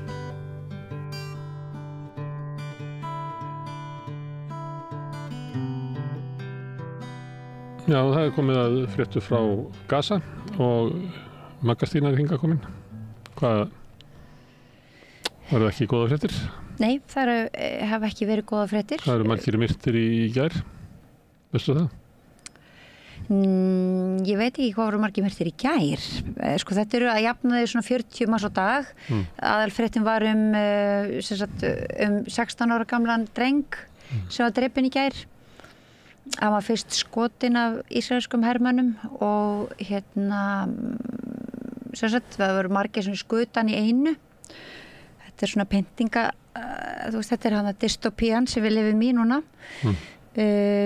Svo þegar þeir voru búin að skjóta barnið, að þá keyrðu þeir yfir hann á svona búldóser fram og tilbaka. Jarðítur. Á jarðítum. Og svo þegar átt að reyna að ná í barnið, eða það sem eftir var að því, að þá komu þeir í veg fyrir að það veri hægt. Þannig að þetta eru svona aðferðirnar, þetta er svona hugsunahátturinn og þetta er það sem við búum í dag. Þetta er í daglega líf á Gaza. Já, þetta er í daglega líf á Gaza. Og á Vesturbakkanum líka. Já, en hvernig er daglega líf fólksins sem býr undir þessu? Það er náttúrulega þannig núna á Gaza. Er það í vinnu á mótnanna og börnin í skóla? Nei, já, einmitt að það er engin skólabyrjun hjá börnunum. Það eru 625.000 börn sem hafa verið svipt skólagöngu, í það minnsta náttúrulega. Að minnstakosti 500 kennarar og skólastarfsmenn hafa verið drepnir. Og þetta er náttúrulega, þú veist, fyrir dálítið mörgum dögum síðan var talið að það verið 200.000 mann sem eru bara drepin, skilurðu, samkvæmt svona útreknuðum tölum. Ég er alveg hætt að tala þessar tölur sem að heilbrigðisráðuneytið Gaza treystir sér til að það er bara fundin lík. Já, það er bara fundin lík sem hægt er að bara kennsla á. En þrátt fyrir svona helvítið sem að hefur verið skapað af Ísrael,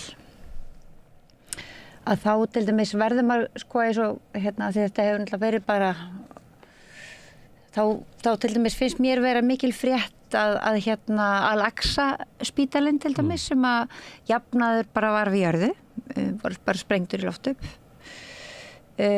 fyrir ekki lengur síðan að því sko það er auðvitað líka frétt sko, þú veist það er sko hérna hefur verið mikið talað um það hvað palestínska þjóðin og bara svona palestínumenn séu óbilandi sko í að sko hérna endurnýja, byggja upp, rækta þrátt fyrir sko það er búið að sprengja ofan að þeim allt að þá bara byrjaði strax að byggja upp aftur og aftur. Og eyðileggja akra þeirra, það er líka eyðileggja akra þeirra og þeir bara, og talandi um þetta þá sko eru þetta fréttnæmt að tala um það að hérna starfsmenn Al-Aqsa spítalans náðu að opna nokkra deildir á spítalanum daginn og það er einhvern veginn alveg fyrst manni stórkostlegt inn í þessu öllu. Það var til dæmis fréttum hennan hérna dreng, það var einhver hérna einmitt svona ungur, já ég segi drengur skilur, það var undir 20 hérna sem var einmitt sko drepinn og hann hafði sér sagt sko utan við tjaldbúðurnar hafði hann verið farin að rækta rósir skilur. Það er tónlistafólk á Gaza, gengur nú á milli flóttamanna tjalda og spila og reyna að inspírera börnin, þú veist, af því þau sko það er engin skóli, það er ekkert, þú veist, það er ekkert, enga vinir heimsóknir, engin skóli, engin fótbolta, ekki neitt, það var bara, þau hefur verið svipt öllu, en það er makalust hvað hérna svona, þetta lífsneistin er sterkur, skilur við, og hvað hérna áræðinin er mikil og hérna hvað staðfestan er mikil í að byggja alltaf upp, jafnvel, sko, hvers konar rústum. En er það þannig að fjölskyldan séu saman og það sé eins konar útgöngubann að það sé ekki óætt að ferðast á milli, mann sé stundum myndir þar sem að fólk er bara að fara eins og það liggur við að það sé að fara að versla eða eitthvað? Já, það er sko en þú veist það er auðvitað það sem að kannski fólk heldur í lengstu lög, sko maður getur bara séð sjálfan sig í því sko að reyna einhvern veginn að þú veist Þú þarf náttúrulega að borða. Já og þú reynir að halda einhvern veginn í horfinu auðvitað fyrir börnin þín. Já. Þú veist það er bara, maður þekki það bara sjálfur, jáfnvel þótt maður flyti oft, ég vil ekki fara að bera þetta saman skilur, en þú reynir alltaf að búa til einhvers konar hreiður og einhvers konar heimili, einhvers konar, þú veist, umhverfi fyrir börnin sem og reynir einhvern veginn svona að gera það besta á stöðinni. Það er náttúrulega sko aðal manneskjunar, skilur á einn veginn. Og vona að næsta sprengja lendi ekki á þér heldur. Já, og ég meina þau, talandi um sko, það hefur kannski ekki verið minnst á það til dæmis að hérna fólk á Gaza, það býr við drónahljóð 24 tíma sólarhring. Ég veit ekki hvort að heyrt svona drónahljóð, þú veist, heyrir eitthvað drónahljóð svona út í náttúruna, verður svona truflandi. Það er ekki ógnir hér, það er bara einhverju 10-100 dróna sem er í gangi. Dróna sem við heyrum í, það er bara einhver svona nörd sem er að taka mynd af eldgósu eða eitthvað. Já, ég myndist þess bara, þú veist, ég var í svona lundaskoðun og ég hugsa alltaf bara, hvað er þetta? En þetta eru svona njósnadrónar.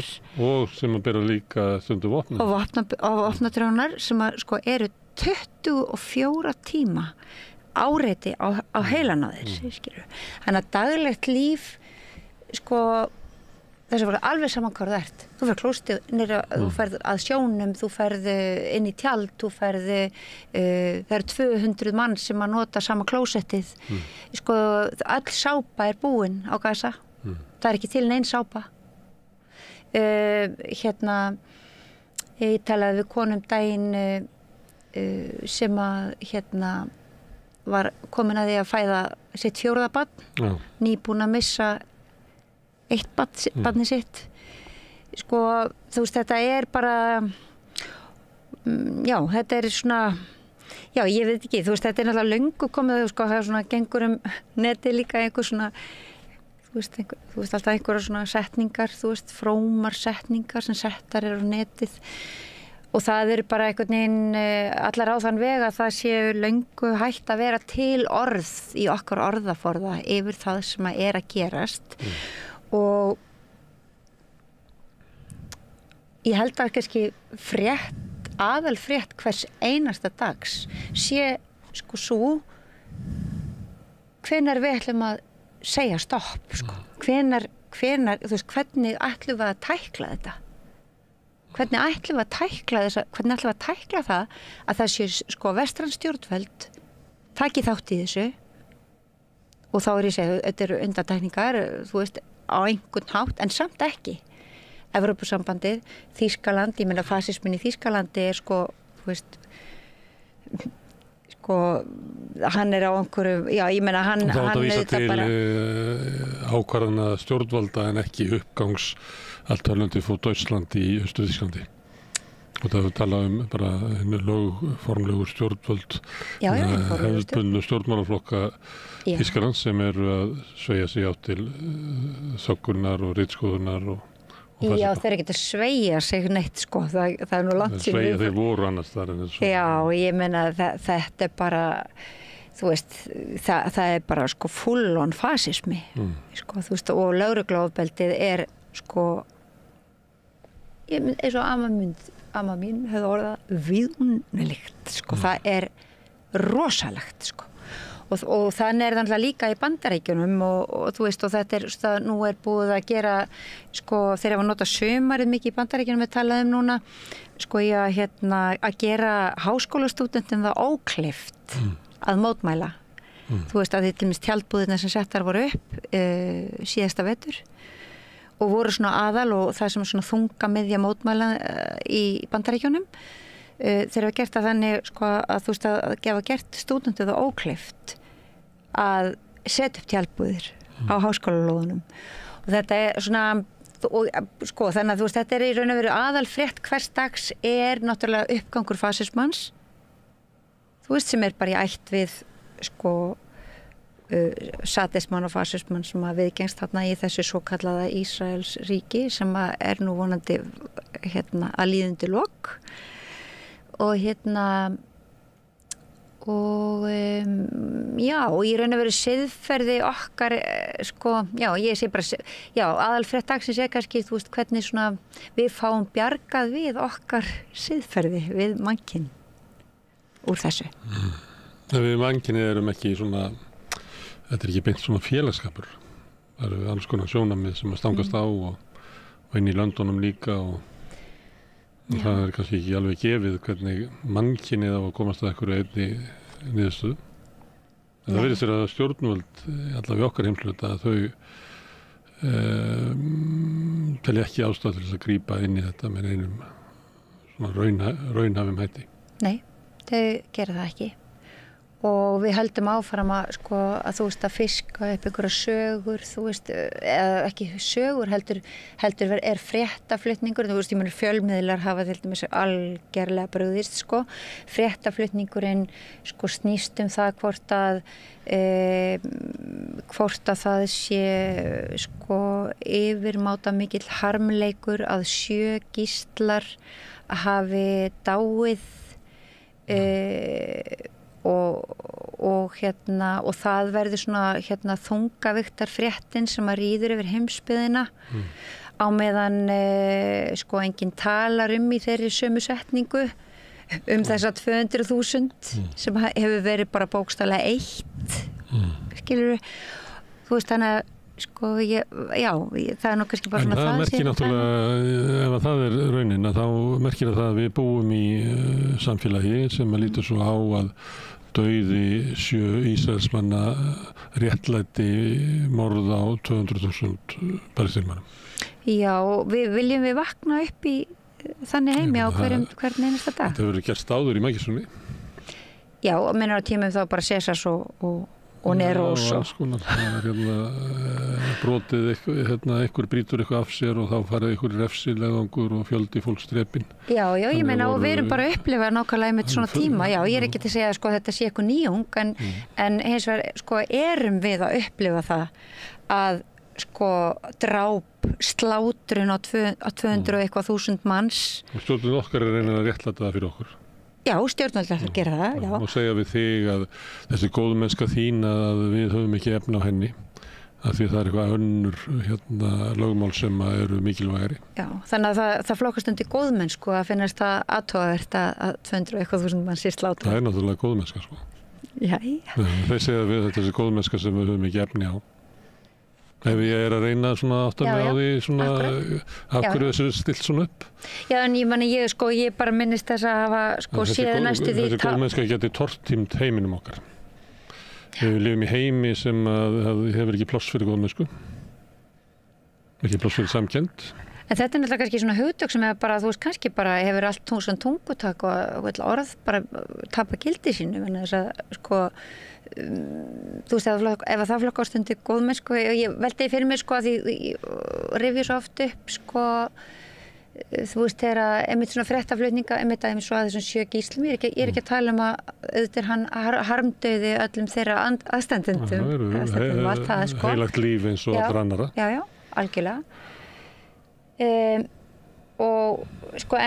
þetta er náttúrulega, við erum kannski, eins og ég segi, við erum á mjög svona merkilegum stað, svona mikil dystopía, og þar sem maður svona skilur ekki almennilega á hvað maður að horfa þegar maður að horfa fréttir, maður áttar sig ekki á því, En þetta er svona kollektífa refsingar. Nasistar notuðu þetta. Já. Það var einhver sem sprengdi járnbrautateina og þá voru 200 manns í þorpinu skotnir. Þeim þóttu þetta að vera réttlætanlegar aðgerðir. Já, það er bara nákvæmlega það sem er í gangi núna. Ég var eins og í heimaðstaskóla. Það var einhver sem fór inn í búrið og stal niðursóðnum ávöxtum. Þá voru við öll sett inn á svona sal og svelt þangað til að einhver gæfi sig fram eða einhver myndi kjafta. Svona kollektíft refsing. Þetta er svona, en ég alltaf alveg stuð fyrir þetta að væri primitíft og eitthvað sem við varum á leiðinni frá. Það væri eiginlega gaggalagú hugsunarháttur. En þetta er bara, líklega er það þetta sem fólk er að samþykkja. Ef að palestínumaður fremur glæp, þá skulum við refsa öllum palestínumönnum og drepa þá. Já, nú ég Þess að við tökum frelsisbaráttu palestínumanna frá og svona forsúguna, þá þetta eru svona kollektífa refsingar sem eru réttlættar. Með þessu sem við höfum oft sagt hérna, að Ísraelsmenn hafi ekki bara rétt á að verja sig heldur betur en skylda til þess.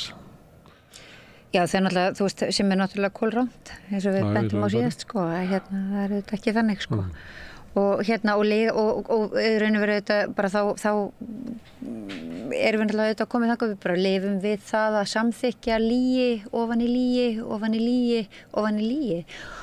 Og það eru þetta okkar almennings að bregðast við því. Drengurinn sem hún lýstir áðan, sem var skotin á mörgum hermönnum og síðan kyrti yfir hann á jarðýtu, að hann mátti deyja út af einhverju sög sem einhverjir sömu þjóðar hans höfðu frammi, þannig hans líf er einskis virði. Með ef að einhver af þinni tegund brýtur gegn okkur. Þá hef ég rétt til þess að drepa alla af þinni tegund. Já, og það er kannski, til dæmis sagan á honum, þetta er einhvern veginn, að því auðvitað, gerast hlutirnir, eins og þetta er raunverulega kannski bara telst varla frétt að einhver drengur sé drepinn, síðan keyrt yfir hann, þegar leitið til þess að, ég var að horfa á svona podcast með einhverjum, ísraelskum, einhverjum útvarsfólki sem að maður er svona einhvern veginn svona það er hægt að leiða því líkum jafnvel þótt að mótmæli gegn Netanyahu séu mikil, þá er ísraelsk þjóðarsál í raun og veru orðin að mínu áliti verulega sjúk og óhugnaleg með svarta sál. Já, vægast sagt. Því þar kemur fram, ég meina það er ekki, eins og segir maður auðvitað verið að æfa sig að lýsa einhverju sem er næstu því ólýsanlegt, en þar eru svona þessi vinsælu útvarpsmenn að lýsa því að þeir hafi farið á djam kvöldið áður og dansa og drukkið og finnist að vera í raun og veru betra að fara út að djamma vitandi það að það sé verið að eyða þjóð 200 metra frá þeim eða skilur 2 kilometrum eða 20 kilometrum frá þeim og þá skemmti þeir sér betur skilur við og þú veist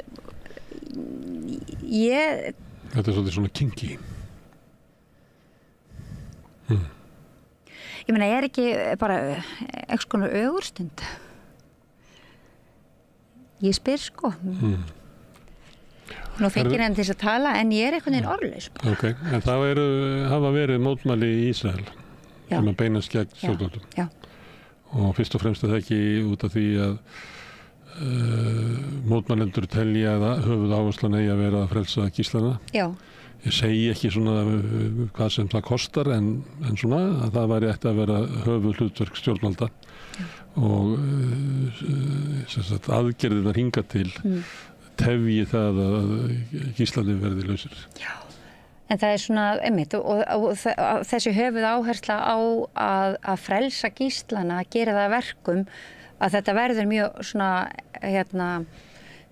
að það gerist ekki mjög mikið, þannig að þú veist að þessi Netanyahu, hann bara, sko, einhvern veginn í einhverju svona eigin leik, sko, í sínum stjórnmálaleik, sko ísraelskur almenningur berst fyrir gíslum sko það sem að því þetta eru mörg 100.000 manns sem að fóru út á götu Tel Aviv núna sko ef að mörg 100.000 manns færu út á götur í Tel Aviv til þess að mótmæla þjóðarmorðinu þá væri aldeilis staðan önnur sko og eins mætti náttúrulega bara segja sko ef að einhverju ef að ráðamönnum í Bandaríkjunum dytti í hug að taka upp síman og múti ljúka þessu bara með einu símtali sko. Kannski það þannig að í Ísrael að þá sá sem að hvetur til fríðar skilgreindur að hann sé Hamas liði og eins og í Evrópu að sá sem að hvetur til fríðar og bendir á að NATO hafi ekki komið á fríði í Evrópu heldur stríði. Hann kallar pútinisti. Þannig að í stríðsástandi þá verður heimurinn bara svartur og hvítur. Já. Og það verður ekkert skjól fyrir þann sem að andmælir stjórnarstefnunni. Nei. Hann verður bara, og það er mikið hugur ekki til þess. En það má náttúrulega kannski, þú veist, sko agitera fyrir þeirri staðreynd að hverjir eru sko fórnarlömb stríða.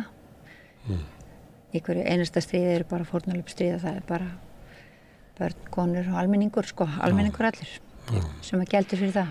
En ég man að þarna í október að eftir árásina inni í Ísrael að þá var leiðari í Haaretz sem er blað sem er gefið út á ensku í Jerúsalem og er á svona rætur í verkamannaflokknum sem að hafði svona mikil áhrif í íslenskum stjórnmálum og var kannski hluta því að það voru svona samyrkjubú og eitthvað fleira sko það var svona sósíalísku þráður í uppbyggingu í Ísrael í gamla daga. Já. Það sem er komið ávart í að þeir sögðu skrifuðu leiðarann að atburðir í gær eru allir á ábyrgð Netanyahu. Já. Það er annars vegar að hann hefði ekki gætt að svona vörnum og svona en megin ástæðan var svo að stefna hans gagnvart Palestínumönnum hafði verið með þeim hætti að það hlaut að kalla á ansvar. Já, það var bara... Og ég hugsaði þegar ég lasi þetta 9/11 í Bandaríkjunum það verið óhugsandi að einhver hefði skrifað þetta í Bandaríkjunum. Samt, þú veist, 12. september 2001 það var bara sólít skoðun í svona sögulegu ljósi að meðan Bandaríkjamenn eru með hernað í Mið-Austurlöndum og brjóta þar niður sko ríki og reyna að splæsa þeim bara aftur á steinöld þá hlýtur stríðið að koma heim til okkar. En það var enginn í Bandaríkjunum sem sagði þetta og ef einhver sagði þetta einhvers staðar í einhverju fjölmiðli þá var bara ekki talað við hann meira. En þess vegna fannst mér þetta svo eiginlega magnað að sjá Haaretz að það er þó þessi dugur í Ísrael að geta orða hlutina með þessum hætti. Já, og það hafa þetta sko, eins og það er hann Gideon Levy sem að ég veit ekki svona, ritstjórið allavega skrifar í þetta blað, að hann hefur auðvitað verið mjög mikill sko talsmaður akkurat þessara raddar sko. Og hérna... Það kom nú hingað hérna. Já, akkurat. Bara fyrir ári síðan. Það var bara rétt fyrir október sko, ég held að það er bara fyrir september. Einmitt. Og hann svona, sko, honum tekst sko að hérna að koma með þessi rödd sem mjög óalgengt og það svona nánast að sko maður trúi því að manninu sé stætt á að búa þarna sko eins og staðan en hann kannski bara hefur unnið sér þann sess að þeir sko telja að það borgi sig ekki að koma honum fyrir kattanef. Þú veist, en hann hefur verið mjög ötull og hann sko tjáir sig mjög mikið á þannig þessar raddir heyrast og við kannski erum ekki aðstöð til þess að meta það hvort það hafi teljandi áhrif. Það er náttúrulega kannski ástæðan fyrir því að honum ekki komið fyrir kattanef að þeir meta það sem svo að hættan af honum er ekki mikil. Já. Það er meiri hætta á því að láta hverfa. Akkurat, heldur en að leyfa honum að segja. Já, akkurat sko. En þessar raddir eru til í Ísrael og hafa alltaf verið til. Já. Og það hafa verið, það eru ólík sjónarmið þarna, það til dæmis heitrúa gyðingar neita að taka þátt í stríði, neita að gangi í herinn, en nú á neyða á herinn ekki? Jú, og svo náttúrulega hafa bara alveg frá því í október hefur maður sko séð mjög reglulega að það, sko þeir bara ofsóttir og barðir á götum úti og hið eiginlega gyðingahattur, þetta fer fram af, þú veist, það er eitthvað skapaður, Ísraelsríki, sko. Svo náttúrulega líka það að gera kröfuna að stefna Netanyahu sé raunverulega vilji allra gyðinga. Þannig ef að þú andmælir stefnu Netanyahu að þá sértu raunverulega með hatur gagnvart gyðingum er náttúrulega klikkaðast að gyðingahatur sem að heyrst hefur. Það er bara sko, þú veist, algjörlega bara áráður sko, þú veist, sem er bara út úr kortinu sko. En sko tekst vel og ég meina, þú veist, ég líka svona, ef maður flytur þetta, þú veist, að þetta hefur mikil áhrif. Og þú talaður 7. október og þá var búið að undirbúa þennan áráður sko, hvernig ofbeldi Hamas gagnvart þeim sem að skilur í þessum þorpum og tilbúningurinn sko var með ólíkindum, það var allt þetta sögur börn í örbylgjuofni í eldheitum bakarofnum eins og Birgir Þórarinsson sagði og fóstrin tekin upp og grilluð og allar þessar sögur sem meðalans Birgir Þórarinsson þöldu upp í þingi. Akkurat og hefur aldrei þurft að hefur fyrir löngu komið fram að helbrið þvættingur. Já, og þetta er bara þvættingur og þetta náttúrulega er sko þetta er auðvitað sko eiginlega vopn. Þú veist og þetta fer sem sko berst bara sem eldur í sinn og hann hefur ekki þurft að svara fyrir það. Hann er ennþá á launum hjá okkur, er það ekki Birgir Þórarinsson? Hann er á þingfararkaupi. Akkurat. Og þannig að þetta er svona... Greiðum honum meðan annars ýmis útlægan kostnað, til dæmis svo hann geti fylgst með fjölmiðlum og upplýstur maðurinn. Já. Þannig hann hefur fengið borgað sko ríkissjóði til að afla sér upplýsingar sem að eiga sína fram á það sem að ræðan sem hann hélt er þvættingur. En kannski eyðir hann þessu bara í eitthvað annað. Penningunum sem hann fær. Já, kannski. Það fær kannski bara á klausturbarinn. Já, en hann er með svona útlagan kostnað sem að þingmennirnir fá til þess að þeir haldist upplýstir. Já. Já, það er þannig í stríði að sko sannleikurinn fyrst að fórnarnafn eins og sagtir. Og það er svo augljóst núna í til þessi tengslu þetta að ég held þetta hafi heldur ekki verið eiginlega dregið tilbaka neinu ráði í ríkisútvarpinu. Nei, ekki neinum íslensku fjölmiðlum. Og ekki á þingi, jafnvel þótt hann hafi logið að þingi og þjóð, þá þarf hann ekki að svara fyrir þær legar. Og þetta er kannski kæran að til siðanefnd þingsins. Ég held að þú getur gert það. Já, best ég geri það bara. Þú bara hugsa það helgina. Ég hugsa það helgina. Og svo kemur allt mánudaginn. Kannski segir mér frá því hvort þú ert ekki ákvörður þetta, þá þess að ég sé egnar í hvað í það. Nei, ég bara íhuga þetta. En takk fyrir að koma hingað og segja okkur fréttir frá Gaza sem er stærsta fréttamálið sem er í gangi í dag. Því miður. Takk fyrir. En ég ætla að sitja hérna áfram og ætlum fyrir mikið að skoða allt annað stríð í öðrum heimsluta hér eftir augnablik. Allt það besta ókeypis. Knúsaðu vini þína. Samstöðin, þar sem manneskjurnar koma saman.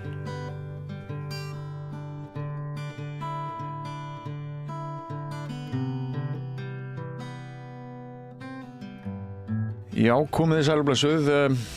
Við lesum fregnir af því að Blaðamannafélag Íslands hjá barmi klofnings eftir fund í gærkvöld, auka aðalfund, þar sem borin var upp tillaga stjórnar að eldra fólk í félaginu og öryrkjar hefðu ekki lengur atkvæðisrétt.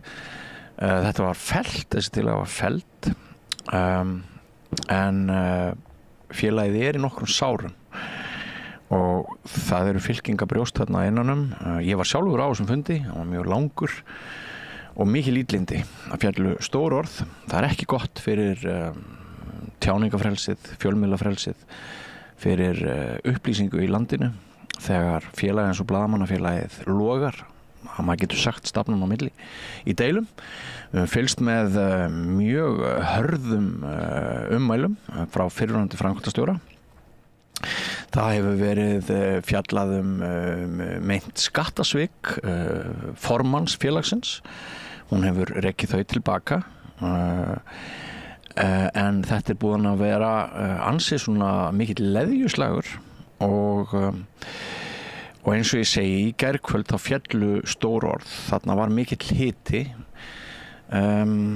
Sitt hvað bendi til þess að sár mun ekki gróa. Og ein af þeim spurningum sem að velti fyrir sér í dag hvort þetta félag muni klofna í tvennt í framtíðinni og hvaða áhrif yrðu af því fyrir íslenskan almenning, fyrir upplýsingu í landinu, fyrir fjölmiðlun, fyrir trúverðuleika, fyrir traust til fjölmiðla og svo framvegis. Nú, fundurinn var mjög fjölmennur, sennilega 200 manns og á meðan án stóð og eftir án lauk þá gekk ég að helstu gerendum í þessum máli, þeim sem að persónum sem að hafa haft sér mest í frammi og bauð fólki að koma hingað í umræðu í dag á samstöðin þetta mál. En það bara báðust allir undan því. Gildir einu hvort við erum að tala Hjálmar fyrrverandi framkvæmdastjóra eða það fólk sem fylgir honum að málum eða Sigríði Dögg, núverandi formann. Það báðust bara allir undan því að mennskost í bili að langflestir sem ég ræddi við að koma hingað í stúdíu og ræða framtíð blaðamennsku á grunni þessara krísu. En það var þó ein manneskja sem að nú vön að vera ekki hrædd við að segja meiningu sína sem að þáði boðið af þeim sem ég baða að koma hingað og hún komin hér að rauðaborðinu. Sæl og blessuð. Hæ. Og velkomin. Takk fyrir. Þú ert svona manneskjan sem að stendur upp úr þessu sem að já, þú varst svo eina sem að sagði þér já. Þú ert María Lilja Ingveldar Þrastardóttir Kemp. Já. Aktivisti, búin að vera í Blaðamannafélaginu nokkuð lengi. Þú heyrðir mig þylja upp þarna nokkur efnisatriði í inngangnum. Ertu sammála? Já, þetta var mjög þungur fundur og bara svo það sé sagt bara frekar leiðilegur. Og mjög langur leiðilegur. Já, og svona þurr og það kannski helst sem að svona stakk mig var þessi, ég veit ekki hvað svona, þessi óvild, þessi og dónaskapurinn og vanvirðingin svona sem að kom þarna allavega úr einni átt. Þá ertu að tala bara svo við tölum vafningarlaust, þú ert að tala þá sem að fylgja Hjálmari að málum. Mikið rétt, já. Og vilja meina það að þar hafi verið farið illa með góðan dreng þegar hún var sagt upp sem framkvæmdastjóra, ekki satt? Jú, mikið rétt. Þó að það sé ansi margt sem bendir til þess að hann Hjálmar hafi kannski ekki, nú vil ég ekki fella neina dóma, en hann hafi kannski gert hlutina aðeins öðruvísi heldur en eru svona eðlilegt þykir í fjármálum félagsins. Já, og svona sitt hvað sem bendir til þess að félagið hafi orðið svolítið persónulegu klúpur á einhverju tímabili. Já, mikið rétt. Má ekki segja það? Það má segja það. Samanber föstudagskaffið þar sem að ákveðin hópur kom saman bara árabil og þáði veitingar og annað, jólahlaðborð og ég veit ekki hvað á kostnafélagsins án þess að það hafi verið tekið fyrir stjórn en ég Og það skils manni að sé ekki síst sem sagt eldri félagar? Jú, mikið rétt, það er einmitt þetta sama fólk og kom kannski þarna og svona varði sinn mann. Já, og svo upplifir þessi hópur þegar kemur tillaga frá stjórn að svifta þá atkvæðarétti að það sé einhvers konar hefndaraðgerð mögulega. Já. Þessi verið að gjalda, það er að sýna þeim það að þau hafi fengið eitthvað á þess að þau hafi haft rétt á því í tímas rás og það verður rosalegur menningarárekstur á milli, ef að segja, eldri borgara í félaginu og margra af hinnum ungu og í einni ræðunni í gærkvöld stígur fram maður og kallar og talar hæðnislega lög unga fólksins, að stjórnin vilji bara búa til lög unga fólksins og þetta verður kristallast mjög mikill menningarmúr og sterk stæk andúð á milli aldurshópa í félaginu. Sem að auðvitað mjög alvarlegt mál því að það því miður ekki mikil nýliðun í þessari stétt, blaðamannastéttin. Hún sem sagt ekki jafn hröð og hún eldist. Vegna þess að blaðamannum fækkar og fækkar. Það er nefnilega málið. Og við erum núna að sjá hvað það þriðjungur, svona cirka, fjórðungur kannski eldri blaðamenn, sem sagt fólk sem komið þetta á aldur og á eftir laun og viljum við vera í félagi við ungt fólk sem starfandi blaðamenn, nú ég í lausamennsku, verið í lausamennsku eitthvað tíma en viljum við vera í félagi þar sem að við erum í augljósum minnihluta og getum við verið vissum að okkar hagsmunum sé vel borgið og á þessu félagi eða hvernig eigum við að líta á þetta máli. Þetta er svona, já, einmitt, eins og þú segir, þessi deila á milli aldurshópa. Þetta það voru rosalega illindi og það var sumt fólk þarna sem stóð á fætur, ég veit ekki hvort maður á að rekja það hér en sem sagt, bullandi heift. Ég get bara svo það sé sagt þá eldri borgarar sendu ekki sína bestu menn og málsvara í gær en það kom mikill dónaskapur frá þessum ákveðna hópi. Orð eins og tussa og eitthvað svona, þú veist, eitthvað svona ljót niðrandi. Þóra Kristín Ásgeirsdóttir, þegar hún var að tala, en hún sem sagt talaði gegn þessum hópi, þessari órólegu deild sem fylgir Hjálmari og það var svona framíköll, þetta er eitthvað svona sem maður á ekki venjast, ég hef aldrei. Var hún kölluð tussa? Já, þú veist, það voru þarna Agnes Bragadóttir og Arnþrúður Karlsdóttir held ég sem að sátu og kölluðu hana tussu. Já. Þegar hún lýsti því yfir að hún stæði með stjórninni og þætti alveg gjörsamlega ótækt að fólk sem væri hætt að greiða í sjóði eða eitthvað kosningavald yfir þeim og það er ákveðin misskilningur virðist vera að það sé verið að taka öll völd af þessum ágæta hópi. Okkur þykir öll vænt gamla blaðamenn og berum virðingu fyrir þeim og það sem í rauninni verið að gera það er verið að lagfæra ýmsar gamla reglur og svona skrýtnar sem eru kannski á skjön við önnur fagfélög og stéttarfélög í landinu. Eins og til dæmis þetta að fólk sem að greiðir ekki í sjóðina vegna þess að það er komið á eftirlaun eða á örorku, það hafi ekki atkvæðisrétt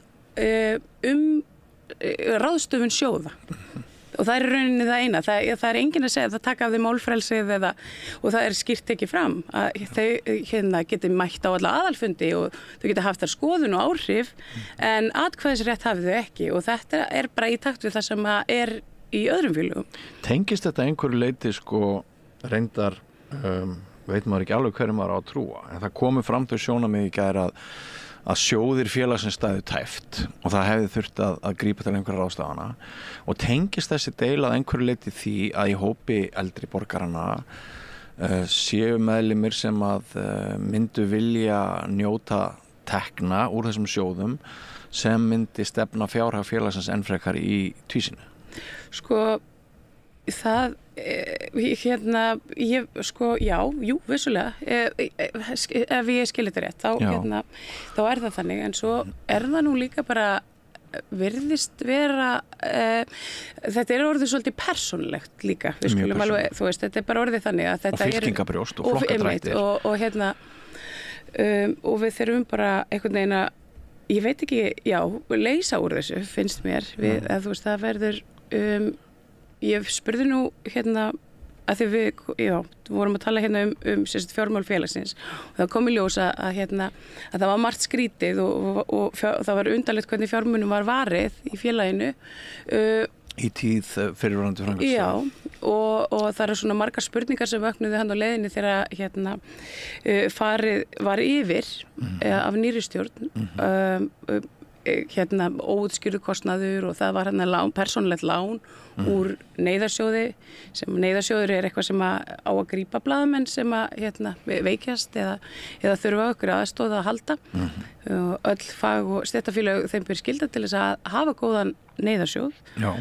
Neyðarsjóðurinn var svo til tómur og og gerði athugasemd við það, sko, var það KPMG sem að ræddi? Jú, sem gerði athugasemd einmitt við þetta að það væri... Félagið stemdi í þrot bara? Já, og það er mjög alvarlegt mál. Það eru þarna einhverjar eignir, einhver leigusamningur sem er gerður án þess að bera hann undir stjórn, leigusamningur á eign í eigu félagsins. Það kom í ljós þegar það átti að fara að selja þessa eign til þess að setja aftur peningin í félagið þessi leigusamningur var gerður til 10 ára, þannig að það var nú ekkert eitthvað auðsótt mál að losa um þann pening. Það er svona ýmislegt sem að ég kann ágætlega við hann Hjálmar, bara svo það komi fram og ég held að flesti blaðamenn sem hafi leitað til hans á einhverju tíma punkti finnist hann bara frekar góður gæi. Já, ég get bara hendi á þetta borða að hann hefur staðið sér mjög vel í að gæta minna hagsmuna þegar á hefur þurft að halda á umliðnum áratugum því að starfans tegir sér svo langt aftur að ég held að sé 1989 sem hann hefur áskipti af trúnaðarstörfum. Og það er kannski bara ágætt og bara fólk þurfa að þekka sinn vitjunatíma kannski í svona starfi þar sem að þegar maður er búin að sitja lengi og maður er kannski farin að þú veist að hafa svona rörsýn og að maður gerir kannski mistök og maður verður kannski svolítið svona heimakær í sínu klúbbi. Já, mikið rétt. Það á nú við öll félög, alla stofnanir, alla stjórnmálaflokka. Já, það er nú bara svoleiðis. Mér skildist á fundinum í gær, ég var reyndar orðin mjög þreytt, það var bara laust fyrir miðnætti og fundinum var ennþá í gangi. Já, þetta er ótrúlega langur fundur. Já, hann hefur verið 4 klukkutímar, 5 tímar og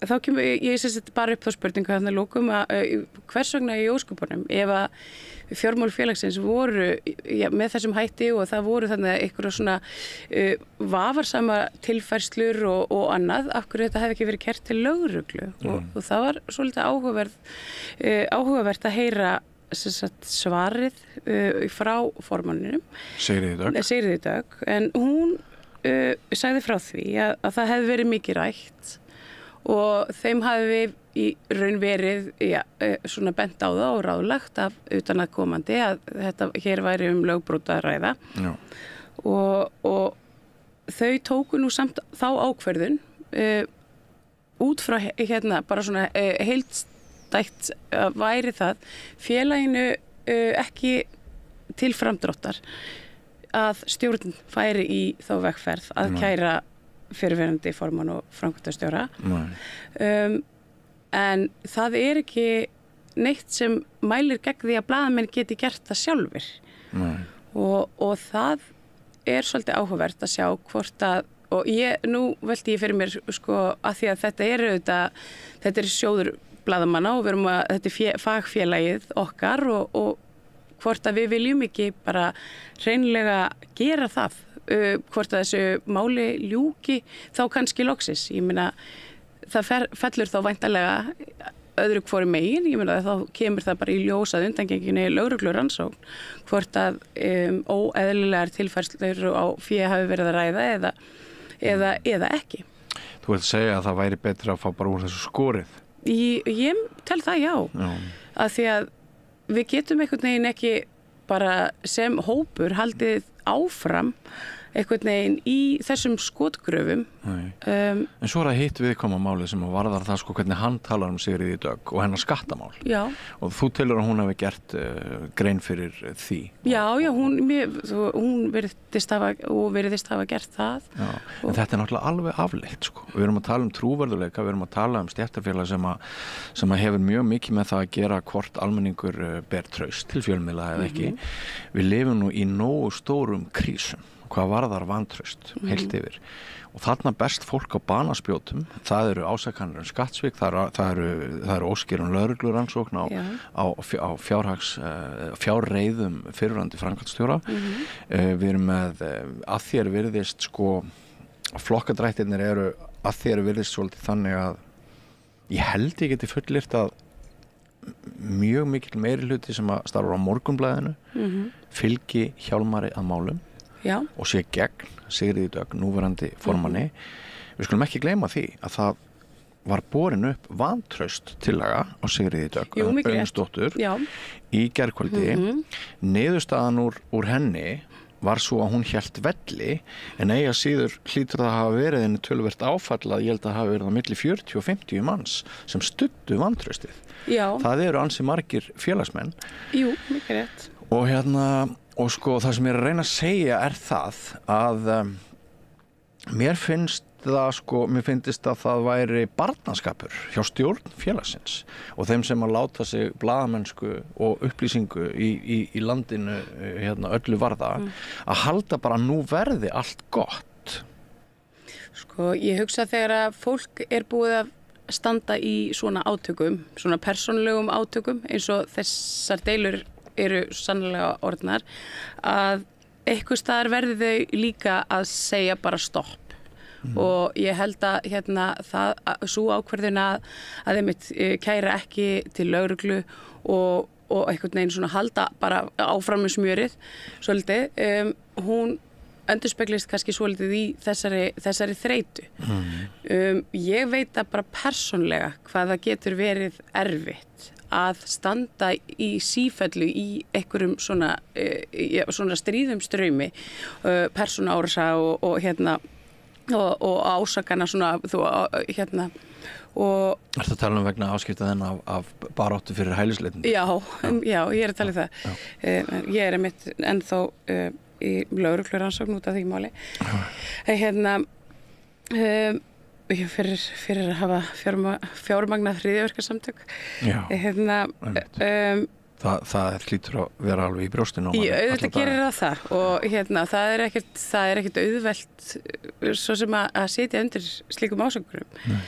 Mikil valdamunur. Já, það er það og ég finn það og við finnum það alveg að það þrengir að en eins og, bara svo við víkjum eftir að félaginu þá... Þakka þér samt fyrir að minna á þetta og deila þessu vegna þess að þetta við þurfum að skilja við hvað að eiga, það erfitt að vera Íslendingur í þessu litla landi þar sem að öfl ráðast á mann og eru þung og voldug og það skildi þó aldrei vera að það væri ekki einhver öfl sem að væri að verki á einhverjum sviðum í þessari deilu innan blaðamannafélagsins. Ég myndi nú bara segja að það væri sömu. En afsakaðu ég greip fram í fyrir þér. Haltu bara endilega áfram. Já, það bara, eins og ég segi, já, að þegar fólk búið að standa í svona deilum og það þú veist, og þetta vegur þungt á manni og manni líður stundum eins og það sé einhvern veginn algjörlega búið að króa manna út í horni, sko, og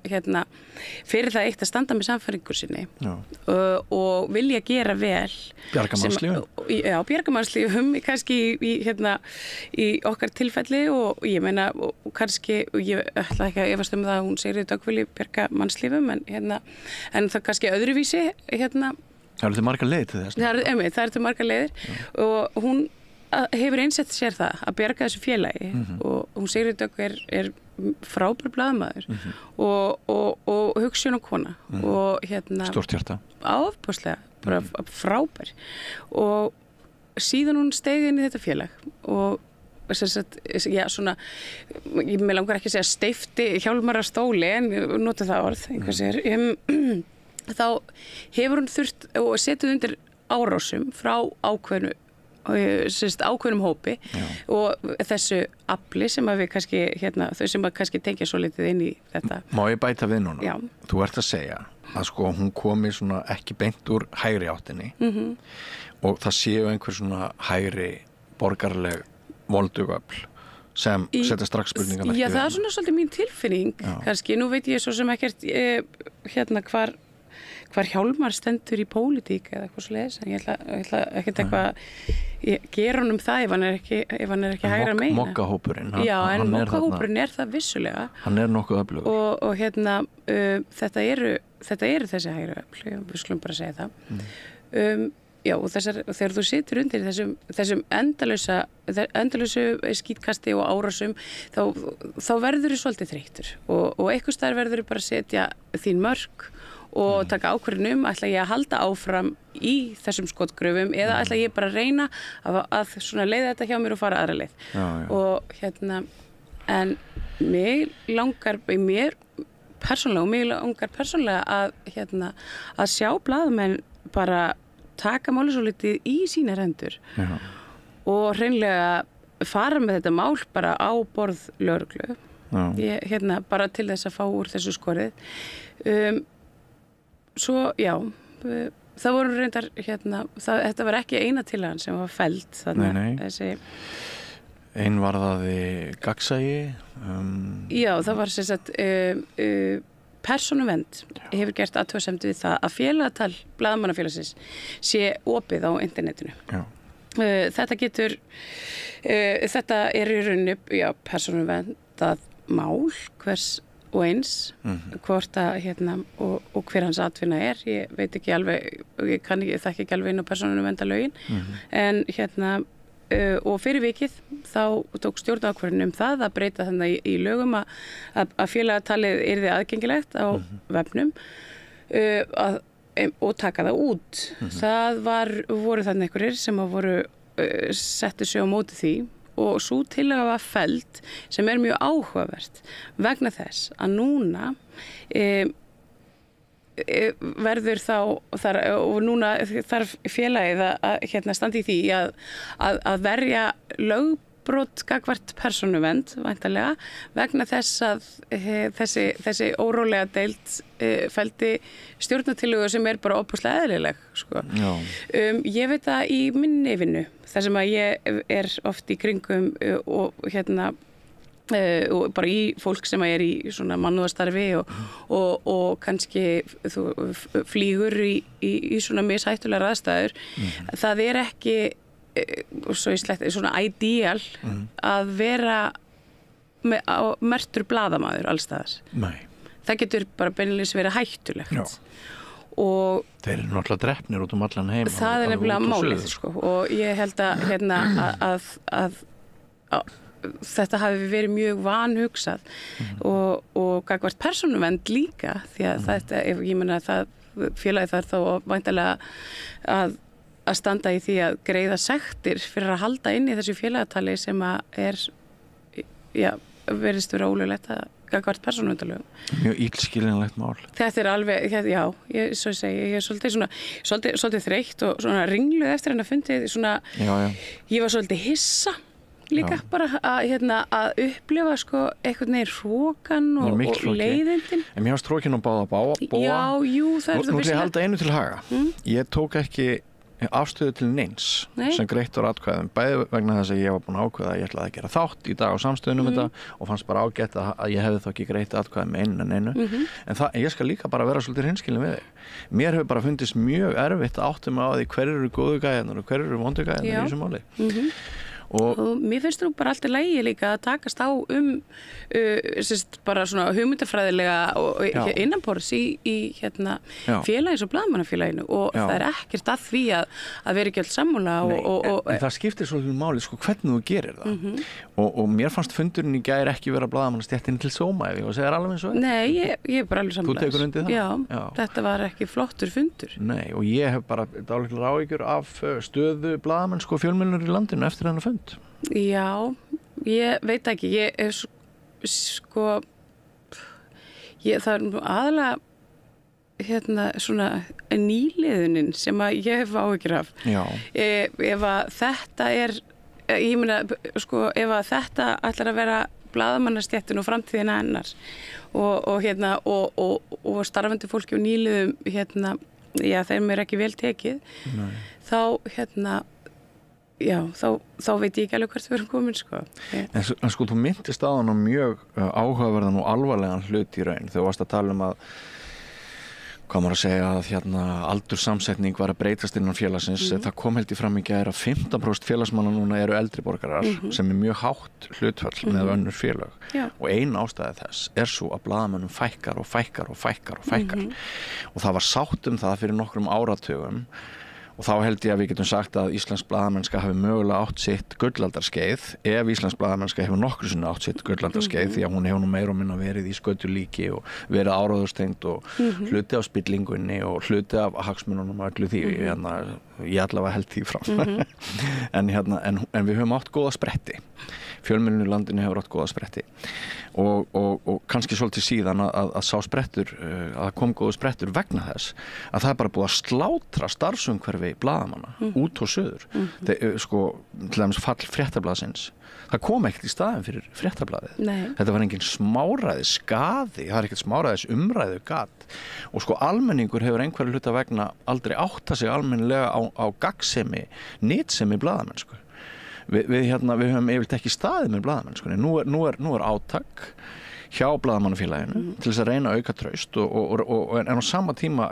logar allt í deilum. Þetta er ekki stjórnmáli, við vitum náttúrulega hvað er að gerast á Alþingi, við erum með ríkisstjórn sem nýtur einskis trausts og er það þá bara þannig að við ætlum að sættast á það að blaðamenn séu líka hlutdrægir, mjög hlutdrægir þeir eru ekki sinn áróður það sé bara þessi áróður og þessi áróður og þessi áróður og þessi áróður ég hef alltaf verið frekar hlynnt í að blaðamenn beri bara á borð sínar skoðanir mér finnst bara rosalega fínt að geta lesið frétt og vita þá allavega hvaðan hún kemur og geta þá myndað með skoðun bæði út frá því hvort að manneskjan er bullandi hlutdræg eða ekki. Já, þú trúir ekki að hlutleysi sé mögulegt í blaðamennsku. Ég get ekki fyrir mitt litla líf séð það fyrir mér að blaðamenn geti að 100% öllu leyti stundað hlutleysa blaðamennsku. Við erum öll með og höfum öll okkar ákveðnu skoðanir og alveg sama hversu mikið við reynum þá held ég að allt sem við setjum frá okkur verði alltaf litað af þeim skoðunum og okkar upplifum. Það er náttúrulega bara eðlilegt. Þessu hefur líka alltaf haldið fram. Að það eitt að þú komir með hugmynd að ritstjórnar fundarborðinu á morgni, það er afurð þess sem þú ert. Það er nefnilega máli. Já, og síðan tekur aðra hlutdræga ákvörðun með því að velja hvernig ætla ég að hringi, hverjar verða heimildir þessar fréttar og svo tekur enn ákvörðun hvað ætla ég að hafa eftir, hvað ætla ég að skilja eftir, hver er kjarni málsins, hvaða sögu ætla ég að segja, svo endar þetta með val og fyrirsögn, hún er auðvitað að einhverju leyti hlutdræg líka og sennilega er skást þegar fjölmiðlafólkið sérfræðingar í samfélaginu, býr yfir mjög bitastæðri þekkingu og víðri, en kannski ekki deilir kannski ekki endilega skoðanum og einmitt með nokkra fjölmiðla sem endurspegla skoðana litráið. Það nefnilega málið, þess vegna þurfum við að hafa svolítið og svona breytt og litróf fjölmiðla og starfandi fjölmiðla fólks.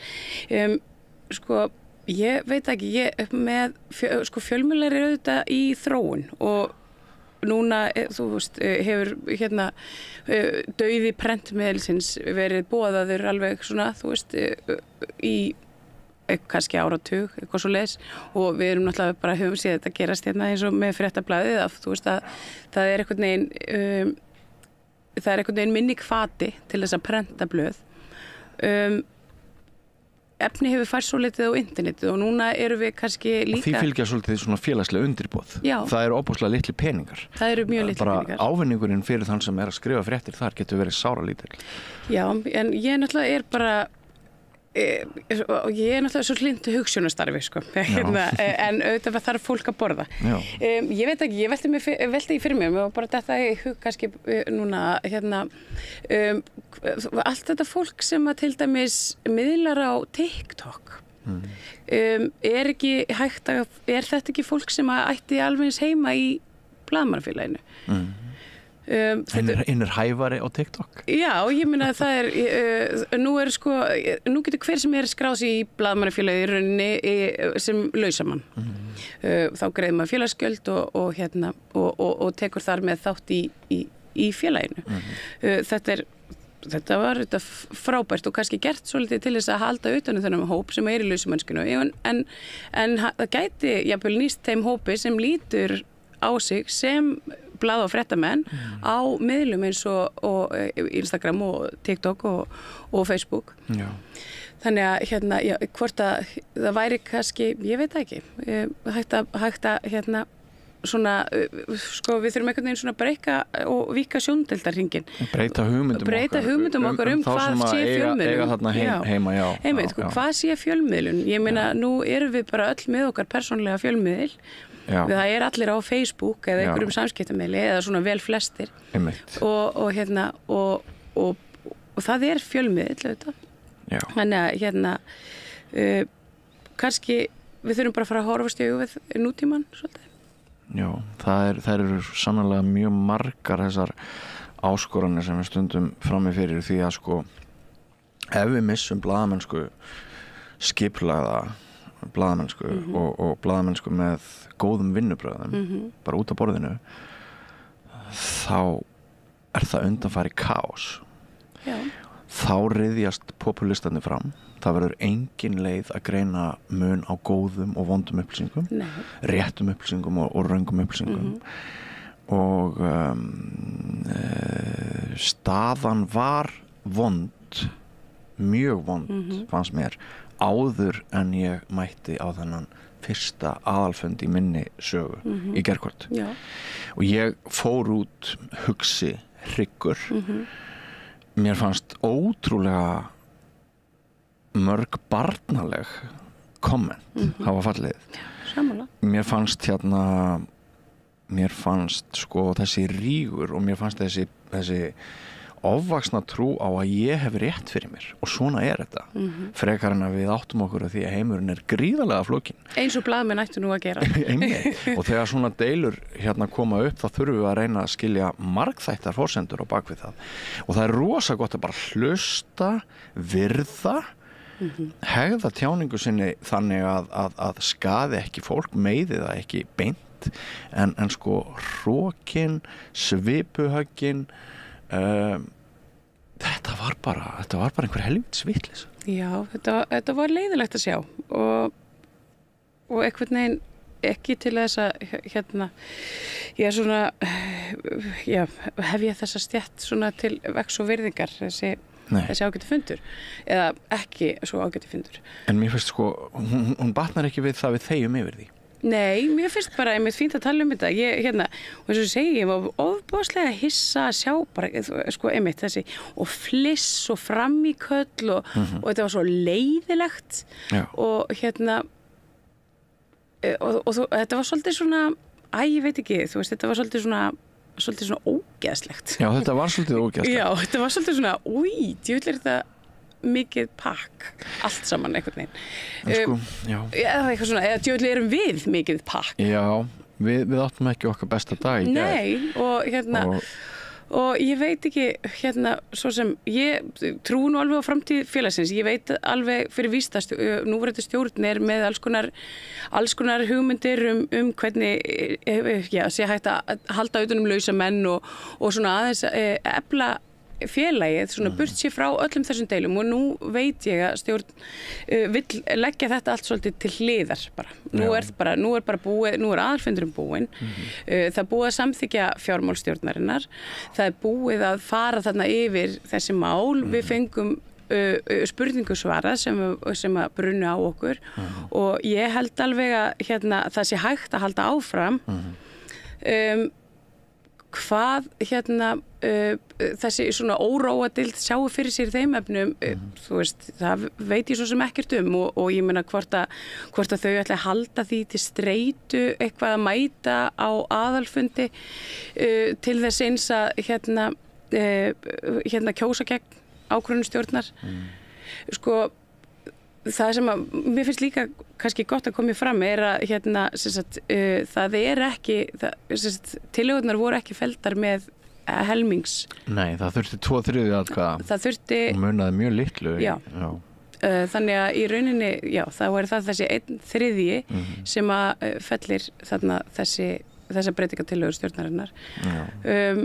Og svona, þú veist, lýðræðisinnanum í manni gremst það svo litið, kannski, að svona mikill meirihluti, og þú veist mikill meirihluti sé sammála. Við getum líka hort á það þannig, sko, að þetta sé í rauninni, það sé þarna 1/3 félagsins sem að sé ósammála. Já, svo eru náttúrulega svona tragískar smásögur þarna inn í þessu fyrrum samstarfsmenn að byrjast á banaspjótum og maður náttúrulega þekkir þessi andlit sem eru þarna inni, sko, þetta er allt saman svokölluðu fyrrum heimilisvinir. Já, skjám landsmanna. Já. Mjög mikið eftir þau sameinuðust fréttamannafélagið Ríkisútvarpsins og blaðamannafélagið þá eru allir undir einum hatti. Og ég veit ekki hvað maður á að fara langt í því að upplýsa áhorfendur og áherendur sko þessar stungur sem eru þarna fyrrum samstarfsvina á millum. Kannski þjónar það einhver tilgangi en kannski var það líka svona, kannski er það einn ástæði þess að maður tekur þetta svona inn á sig að maður hefur tilfinningar til þessa hóps. Maður hefur þekkt, ég meina, það var alltaf Bogi Ágústsson, hvað ætli hans búin að vera lengi á skjánum, þú veist, hann er bara jafn gamall eiginlega þeirri mannsæfi manns, bara hann er jafn gamall minni sögu að fylgjast með fréttum. Já. Og þannig að það hefur kannski haft einhver áhrif líka á það hvað manni leið illa með þetta allt saman. Svo er ég líka að hugsa yfir því eins og ég sagði í upphafi að fólk ætli sér að reyna að leysa þessi mál einhvers staðar bak við tjöldin í stað þess að ræða vandan opinskátt. Ég er mjög hugsi yfir því að við blaðamenn drjúgur hluti af okkar störfum felst í því að við þurfum að skapa nægilegt traust hjá viðmælendum okkar til að viðmælendur okkar komi í viðtöl og upplýsa okkur, svari spurningum okkar sem við spyrjum fyrir hönd almennings. Þessi stöð hér, hún reiðir sig alfarið á það að fólki sem við höfum samband við hringjum í eða sendum tölvupóst eða melding á Messenger eða eitthvað, að fólki segi já, ég vil taka þátt í því að bæta samfélagið með því að koma og ræða þetta mál. Við þurfum að ræða þetta mál. Það eru almannahagsmunir af því að ég komi og ræði við þig þetta mál. Og hvað gerir svo þegar ég er á meðal minna kollega íslenskra blaðamanna að segja, ertu til í að koma hérna að rauðaborðinu og ræða við með þessa stöðu sem komin upp? Nei,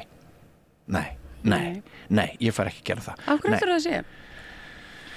Vegna þess, ég held að það sé vegna þess að fólk er að hugsa eigin hagsmuni, það er að taka eigin hagsmuni í þessum deilum, í þessum sko bara þessu nöðru ástandi sem að kraumar þann undir, það að taka eigin hagsmuni fram yfir aðra hagsmuni, það þorir ekki að leggja orð í belg, það hrætt að það segi eitthvað sem styggi einhvern, geri eitthvað vitlaust. Mér finnst þetta ekki ábyrgt. Nei. Heldur það sé kannski vegna þess að einmitt eins og þú segir, þetta er náttúrulega, maður þekkti auðvitað vel flesta þarna og ég held að það sé bara að því að fjölmiðla umhverfið á Íslandi, það hefur verið mjög stormasamt, allavega frá því ég byrjaði í blaðamennsku á Smugunni 2011 eða eitthvað, sem var þá málgagn Vinstri grænna.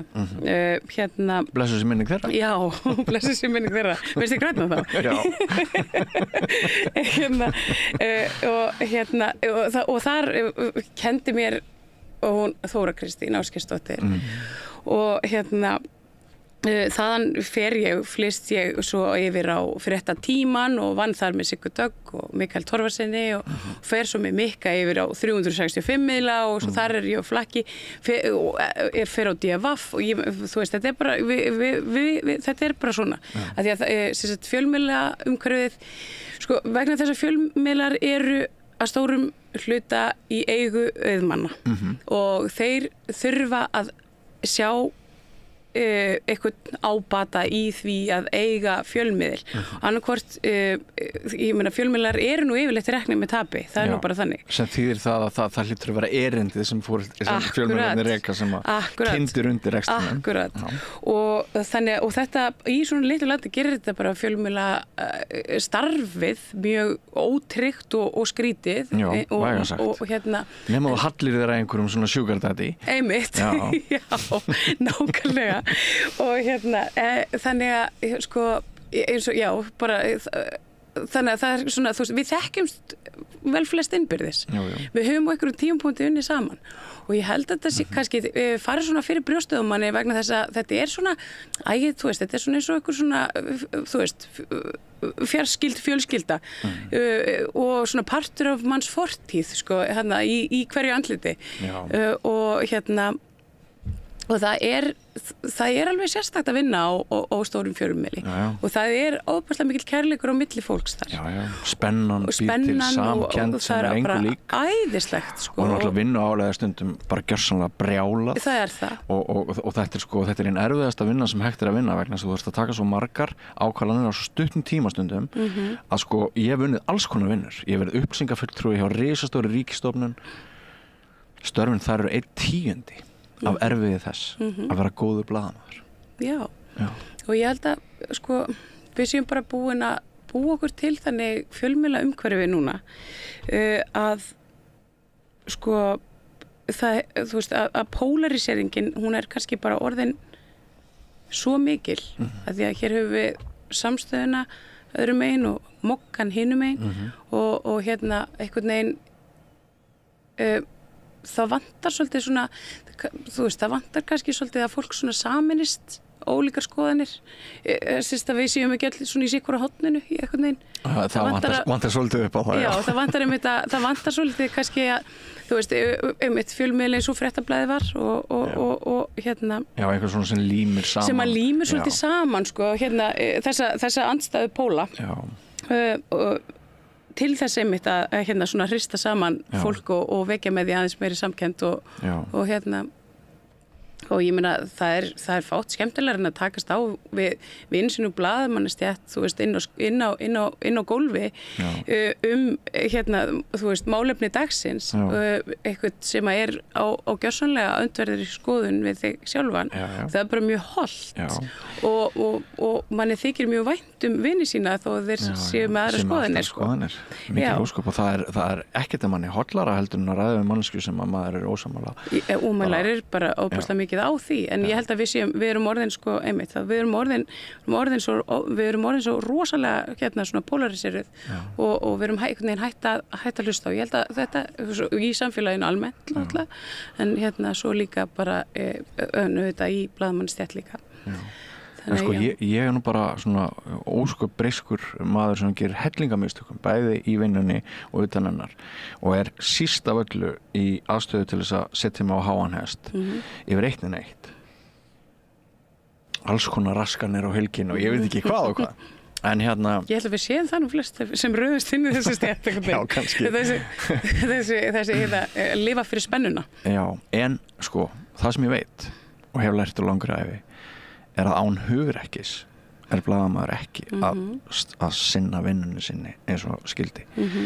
Og mér finnst núna ögurstund hugrekkis hjá íslensku blaðamannum. Mér varst að merkja hugleysi, allir þeir sem sögðu nei, ég þori ekki að stíga inn í þetta, ég vil ekki fara í sjónvarpsþátt, ég vil ekki fara í opinberu umræðu þetta, allir þeir sem sögðu nei í gær, bara svo þið vitið það, mér varst þið huglaus, mér finnst þið að segja já. Og ef við ætlum að hérna, sem sagt, vera öðrum fordæmi, sem að mér finnst að blaðamenn ættu á öllum tímum að vera, við erum að vera samfélaginu fordæmi í hugrekki. Við vorum áðan að tala að blaðamenn eru drepnir út allan heim, vegna þess að þeir eru hugrekkir, vegna þess að þeir þora að leggja líf sitt og limi undir í þáu þess að segja frétt sem þarf að segja. Samfélaginu og heiminum til góða. Og ef við missum þennan eiginleika úr stéttinni að vera sem réttsýnust eins og við vegum og metum réttsýni, hugrökk, sanngjörn, með ástríðu, brennum fyrir betri heimi. Ef við förum að líta það að blaðamennska sé bara eins og hvert annað starf sem ég veit að sumir blaðamenn hér telja að sé, þá erum við ekki í góðum málum. Þá erum við ekki sá kyndil sem við þyrftum að vera, sem lýsir almenningi og brýnir fólk til góðra starfa, meðal annars frumkvæðis eins og þú og þínar stöllur hafi sýnt með því að fara í víkingar er hræðilegt orðalag, að gera gangskur að því að fara út fyrir landsteinana til þess að bjarga fólki bara hérna frá dauða. Og þótt sko afleiðingarnar séu þær sem þær eru og þú sett að minnast á lögreglukæru sem er náttúrulega þyngra en tárum tæki, þá verður maður einmitt bara að halda áfram. Maður verður bara að halda áfram, já. Það á við blaðamenn, eins og aðra. Já, og hérna, ég veit ekki, það er nú svo mikið af góðu fólki í þessari stétt og hérna... En við skulum endilega gagnrýna það. Já, bara við skulum alveg, hér erum við búin að sitja í klukkutíma og hnýta í blaðamenn. Kannski hafa þið bara helviti gott að því. Já, kannski. Sko, já, ég veit ekki. Svo er það náttúrulega líka þannig, sko, hérna, blaðamenn, enginn hefur jafn mikinn áhuga á blaðamennsku eins og blaðamenn. Og hérna, fólk... Það er þetta rétt. Hérna, og það kannski hefur almenni borgari engar gríðarlegar hérna, áhyggjur af því sem er að gerast í fagfélagi blaðamanna. Jú, ég held það. Já. Ég held að fólk hafa áhyggjur á þessu. Er það ekki? Ég veit það ekki. En hérna... Ég held að þetta skiptir svo miklu máli upp á tröstið. Þetta gerir það. Upp á tröstið og vantröstið. Já. Hver er mesta meinsemd samfélags í dag? Er það ekki vantröst? Er það ekki við treystum ekki stofnunum ríkisins? Jú, ég myndum segja það. Treystum ekki kerfunum? Jú, það er þetta, ein af þeim allavega. Er það ekki? Jú. Og allir fjölmiðlar sko séu ekki alveg eitt af lykiltækjunum í að skapa aftur traust. Sko, það er hvernig, þú veist, nú hefur að því að umhverju fjölmiðla hefur, það er orðið svolítið svona samkeppnin fer fram á internetinu og hérna og ég veit það, þú veist, og þú veist að hérna, það er þessi endalausa baráttu að ná fréttinni og smellunum. Jú. Og hérna, það er orðið svolítið svona skrítin hvati á bakvið fréttamennsku. Já, þetta er það sem gerist þegar sko öll fjölmiðlun verður markaðsdrifin. Já. Mikið rétt. Já. Og þetta er kannski eitthvað svona sem að hérna, við þyrftum að horfast í augu við. Já. Hvernig við getum lagað þetta ástand. Við erum hérna ekki með marga rannsóknarblaðamenn, við erum með Helga Seljan og Heimildinni og hérna og við erum ekki með mikið af, ég meina það er ekki mörg ár síðan, það var hægt að lesa hérna, þú veist, mörg helgar viðtöl við áhugavert fólk. Það vantar hérna, þú veist, það var hérna allur birtingur og þau viðtöl. Meira séð og heyrt var með viðtöl einu sinni viku, fréttatíminn, fréttablaðið og núna er Mogginn situr einna í þessum helgaviðtölum í rauninni og svo Heimildin sem er áskriftablað eins og Mogginn.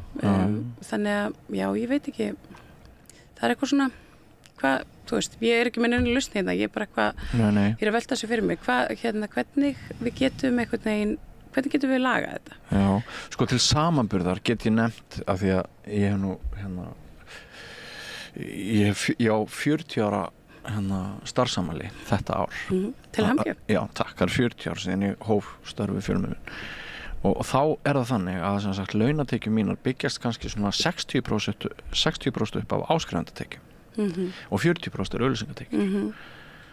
Smám saman hverfa allar áskrifendatekjur og þá erum við bara háð auglýsingum. Þess að laun blaðamanna verða bara greidd af auglýsingum. Alla jafna. Svo gerist það að efnisveitunar erlendu, Facebook, Google og allt það, þær fara að taka alltaf 60% af innlendu fé til auglýsingagerðar að renna út. Þá er ekki eftir nema 40% af því sem að þó kynnti undir og var eftir. Það er nýtt eins og hér er með samstöðuna að við erum með hóp fólks sem borgar hóflegt mánaðarlegt gjald til þess að styðja og styrkja við. Heimildin er með áskrifendahóp sem væntanlega skiptir þau sköpum. Þannig að við erum aftur að nálgast gamla módelið sem var við lýði þegar ég byrjaði í blaðamennsku fyrir 40 árum að blaðamenn verða ekki sjálfstæðir, fjölmiðlar verða ekki sjálfstæðir, blaðamennskan verður ekki eins góð eins og hún þarf að vera ef hún lítur bara auglýsingavaldi og markaðsvaldi, duttlungavaldi samtímans, þá hverfur hún inn í gímaldið. Hún fer undir hérna stóru og sterkustu og verður jafnvel verri heldur en engin og svona, veist, í tengslum við það að íslenski blaðamenn eru augljóslega á krossgötum hvað var þar svona félagið okkar og við þurfum að vanda okkur meira í framtíðinni þá er líka svona freistandi bara að minnast á þetta að ábyrgð almennings er svo mikil í því að halda lífi í gagnlegri fjölmiðlun. Já. Og nú kunna áhorfendur að hafa ólíkar skoðanir á því hvað er gagnleg fjölmiðlun. Sá sem kaupir Morgunblaðið sitt vegna þess að hann vill lesa leiðarana Davíðs Oddssonar bara gerir það og allt í lagi með það.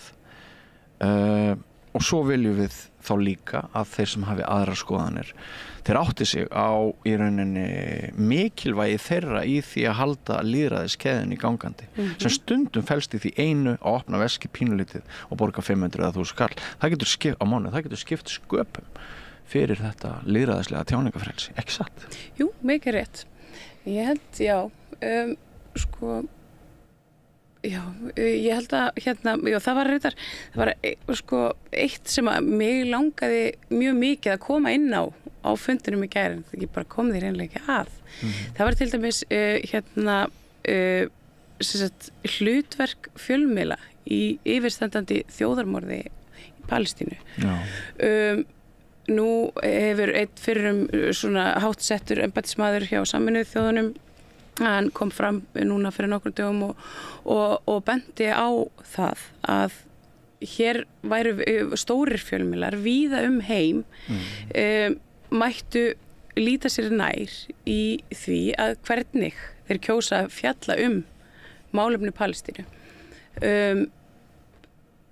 Margir hverjir hafa tekið svolítið upp málstað Ísrael sem að fremur þjóðarmorð í öllum skilningi hérna á palestínufólki og nefndi þar sem dæmi Núrnberg réttarhöldin að hérna að blaða og fréttafólk þurfa að fara að horfast í augu við þetta og mig langar svolítið og svona heimfæra þetta á okkar fjölmiðla umhverfi að því að það vegna þess að nýliðunin er lítil og hæg fjölmiðlarnir eru þetta polariseraðir og við virðumst ekki vera með öfluga fréttamennsku í sko heimsfréttum fólk er að taka mikið upp bara Facebook og það er mikil upplýsingaóreiða í gangi og það er grafalvarlegt ef íslenskir fjölmiðlar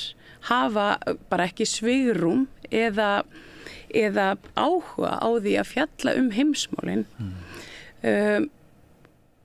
og hvort að við bara reynilega áttum okkur á því að það hægt verði kannski einhvern tímann í framtíðinni að hreinlega lögsækja stóra fjölmiðla víða heim fyrir þáttöku sín í þjóðarmorði í Palestínu. Þetta eitthvað spurning sem hefur svolítið svona brunnið á mér. Þetta stríð snýst svo mikið auðvald og rasisma. Það nefnilega málið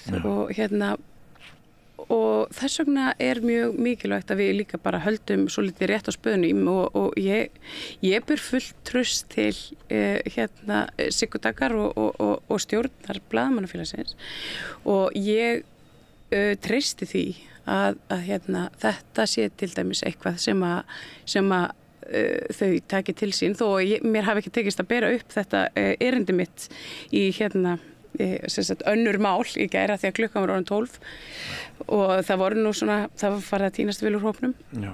En þetta eitthvað svona sem að ég myndi vilja ræða sérstaklega og takast á svona innan félags sem utan.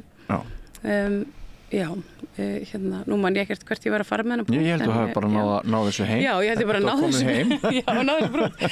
Bara vel gert. Já, þannig að framtíð blaðamennsku, þú veist, það er ýmislegt í gangi. Það má ekki glemma því að það er alls konar, það eru podcast, við veitum þetta. Alls staðar út í bæ fólk komið með eitt svona hátalara heim í stofu og farið að miðla. En hve miklu máli skiptir reynslan sem byggir á því að það verður til samhengi, inntak, þú minni?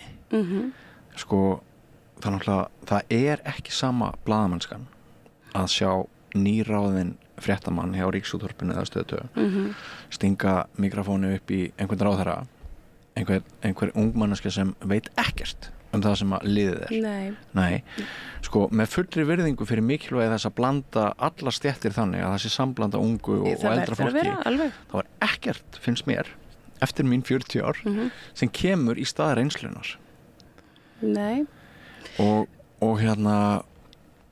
sumpart bendir eitthvað til þess að reynsla hafi bara verið svolítið afþökkuð hjá sumum mainstreams fjölmiðlum og það kann að vera vegna þess að þeir sem hafa reynsluna og hafa lengsta starfsæfa baki þeir búa yfir upplýsingum og hugarfari og tækni sem gerir kannski fjölmiðlunum pínulítið erfitt að komast upp með frekar ábyrða litla fréttastefnu. Já, alveg absolutt og launakröfur. Við skulum ekki glemma því. Nei, alveg rétt. Það auðvitað stór faktor.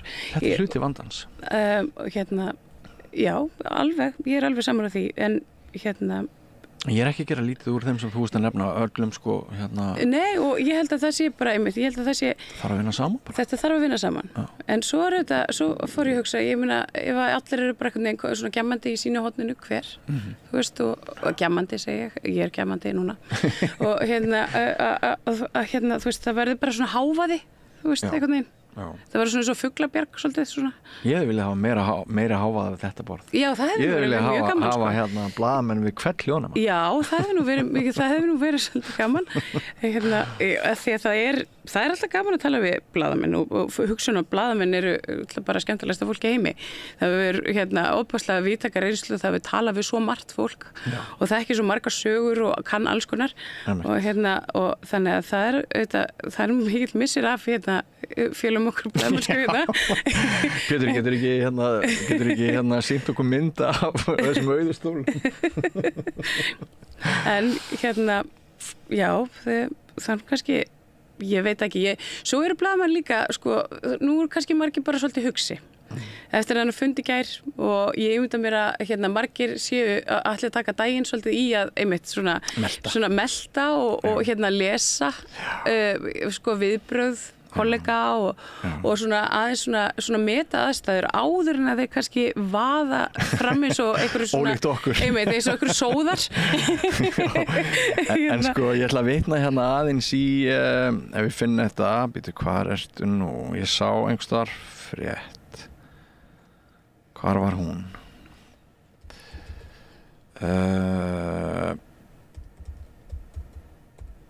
þetta er ekki gott sjónvarp Getur ekki sagt eitthvað?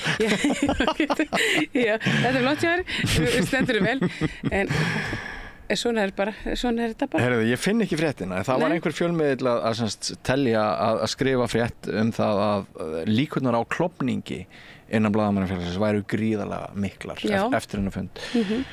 Heldur það að Blaðamannafélagið klofni? Svo við höfum þess að loka spurningu. Já, viljum við það? Ekki ég. Nei, þá þarf maður kannski bara svolítið að berjast fyrir því. Svo verði ekki. En nei, ég held ekki. Ég ætla allavega að vona ekki. Ég ætla bara að vona að ég núna sé allavega hægt að setja hlutina aðeins til hliðar. Það fram á næsta fundi allavega. Allavega fram á næsta fundi, það skiptir máli fyrir almenning í landinu. Já, og ég veit að ég meina núna einmitt fram að næsta fundi, þá kannski verður minni hávaði innan félags, einfallega vegna þess að stjórnarmenn og skrifstofufólki fer bara í sína vinnu og starfar að því að móta stefnu og verja fjármunum og gera og laga og gera við. Og við kannski svona, þú veist, treystum þeim bara til þess að vinna þessa vinnu baku tjöldin við kannski og út úr því held ég bara alveg örugglega að komi eitthvað gott. Það var talað einmitt að koma upp aðstöðu fyrir fólki í lausamennsku og að svona aðeins að einhvern veginn að efla nýliðun, skoða blaðamannadeildina. Ég meina nú Blaðamannadeildin við háskólan og háskólan á Akureyri líka og ég meina það er flott fólk að útskrifast úr blaðafréttamennsku. Þannig að það er ekki bara dauðadjöfull. Það er ekki bara dauðadjöfull. Ég held að og ég held að einmitt þessi stjórn sé bara mjög vel til þess fallin að svona halda fram á veginn. Og það er svo ákvörðun sem þau hafa tekið vissulega með því að fara ekki í að kæra fyrir framkvæmdastjóra og en eins og ég segi þá er það kannski frekar svona blaðamannastéttin sem þarf kannski bara svona aðeins að gera þessi brók gagnvart hvoru öðru. María Lilja Ingveldar Þrastardóttir Kemp, þakkaði kærlega fyrir komuna. Nú höfum við drullað yfir kollega okkar í meir en klukkutíma og ég heldur að hafa haft gott að þeim. Já, ég vona það. Ég held að þeim þykir búið að vænt okkur. Eru ljómandi. Sjáum síðar. Takk. Og víkjum þá að öðrum sálmum. Ertu á leið heim úr vinnu? Stilltu á FM 89,1.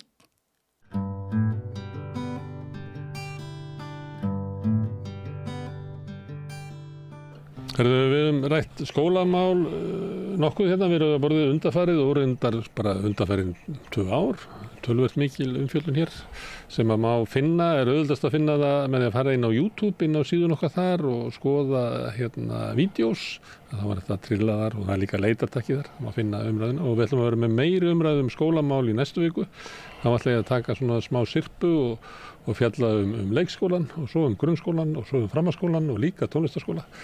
Þannig að það verður svona umfjöllunum þá.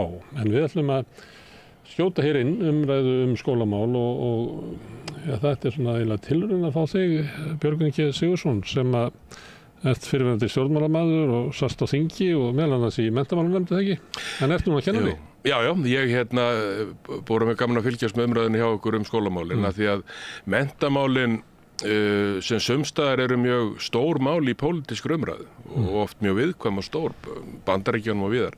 Fá í rauninni kannski allt og lítinn skerf hérna í umræðinni, svona raunverulega og það er alls konar hlutir, það helst að koma kannanir sem sýna að það er kannski hallar undan og það er eitthvað í ólestri og fleira þeirra sem mál springa út en það er kannski allt og lítið rætt þau svona í grunninn.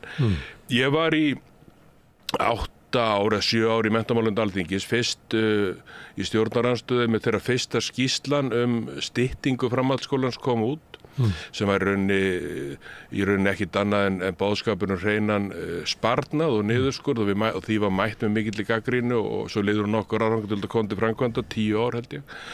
En svo var ég seinna formaður nefndarinnar í 3 ár og það var mjög skemmtilegt og ég svona var svona talsmaður flokksins í málunum í nokkur ár og fylgdist mikið með þessu og heimsóttum mikið í skólana og gerðum ýmislegt í þessu þá. Svo á seinustu árum þá ég búinn að vera svona hinum megin við borðið í þessu og búinn að kenna á 3 skólastigum. Ég tók sem sagt að ég var með masterspróf í heimspeki og BA-próf í heimspeki og sögu, þá gæti ég tekið svona kennsluréttindanám á einu vetri sem ég gerði svona bara að gani mínu fyrir þó nokkrum árum síðan og svo sem pældun oft í því einu sinni áður ég fór til stjórnmál en svo kom að því að ég ákvað að freista þess að nýta réttindin og fór að kenna fyrst í 1 vetur á miðstigi í grunnskóla og síðan ég búinn að kenna ég veit ekki 70-80 námskeið íslensku fyrir útlendinga bæði í Bólholtinu og Multikulti og hæðinni fyrir ofan og fræðslunetti Suðurlands og svo ég að kenna núna félagsgreinar og heimspeki í Fjölbrautaskóla Suðurlands annan veturinn núna og þá fær maður náttúrulega alltaf sýn á starfið og skólastarfið heldur en sem stjórnmálamaður þó maður og í rauninni hefði verið fínt að kannski hafa þessa reynslu áður alla sem að maður hefur öðlast núna á nokkrum árum. Ok, þá byrjaði ég að spyrja reynsluna sem kennari og að því að þú nefnir multikulti og íslensku kennslu fyrir útlendinga sem var nú bara í fréttunum í gær og OECD að benda á það að íslensku kunnátta innflytjenda hér sem miklu lagari heldur en í nokkuð öðru landi og einhver myndir segja já, íslenskan svo flókin eitthvað, það getur nokkið verið því það eru mörg tungumál sem eru flókin og þannig að þetta hlýtur að vera það að bara áhersla stjórnvalda á að kenna útlendingum íslensku bara lítil. Já, þetta var mjög athyglisverð könnun eða skýrsla hjá OECD. Viðmiðið er 50% að jafna því öðrum EES-löndum sem sagt tala fólk búið til eitthvað sér tungumáli. Hérna er 18% kom þarna fram. Og eins og ég segði þá ég búinn að kenna mörg námskeið þarna og nokkur sem sagt flóttamönnum sem eru öðru vísi, það frá Sýrlandi, Venezuela og Úkraínu og það svona kannski öðruvísi starf, öðruvísi utanumtekt heldur en langstærsti hlutin eru þetta bara fólk sem að vinna hérna. Og þetta flestir þessi málaskólar eru stofnaðir af hugsjónafólki eins og Multikulti og fleiri sem að reka þessa skóla og stærsti hlutin held ég að tekjunum í rauninni stéttarfélögin, verkalýðshreyfingin sem að kostar starfsfólki til að sækja þessi námskeið. Vinnumálastofnun auðvitað í einhverjum tilfellum og þessi skólar eru misjafnir, þeir eru með ólíkar kennsluaðferðir og námsefni og annað. Flestir held ég allavega það sem ég þekki til að gera mjög fína hluti, mjög góða hluti. En þarna kom fram að það er lítill hluti þeirra sem að vinna og kominga til að vinna sem sækja þetta nám og gefa sér tíma til þess eða fara þarna inn. Þannig að það sem vantar held ég í rauninni miklu öflugri farvegur og svona kannski aðeins meira samræmi í þessu öllu saman sem veitir fólki miklu svona skarpar þarna inn þannig að þorrin sem kemur hingað til lengri tíma fari í íslensku nám auðvitað og tiltölulega fljótlega það þekkja margir sem hafa kannski farið erlendis að ef þú ert ekki svolítið einbyttur í að læra tungumálið og ert búin að lifa í landinu í 3 eða 4 ár að þá fer að vera ólíklegt að þú náir. Já, og maður er ofta að brýna því að fólki þyrmir oft yfir marga hvað þetta að því finnst málfræðin erfið og beygingarnar og kynin og fleirtalan og ákveðningreinir og allt þetta og maður átt að koma því svona til skil að auðvitað nauðsynlegt að þekkja málfræðina, kunna þetta og vita af þessu en aðalmálið er bara orðaforði og fara að nota málið. Og þeir sem gera það, þeim farnast vel og þetta festa miklu betur rætur hérna. Mikið þessu fólki eignast börn hérna, þau fara í leikskóla og grunnskóla og þá ansi erfitt að vera oft foreldri sem að hefur enga íslensku kunnáttu en svo þetta barnið, kannski þá þrítingt að mörgu leyti þannig að. Við ræddum þetta töluvert síðastliðið vetur og það sem mér fannst koma út úr þeirri umræðu, við ræddum fyrst og fremst við innflytjendur. Það sem mér fannst koma út úr þeirri umræðu var númer 1, meginþorri innflytjenda vill læra íslensku og að íslenska sé millimál, þannig að Pólverji sé ekki að tala við sýrlending á ensku á Íslandi. Það bara þannig að hugmyndir Íslendinga að innflytjendur vilji ekki læra séu sko það sé bara ekki þannig.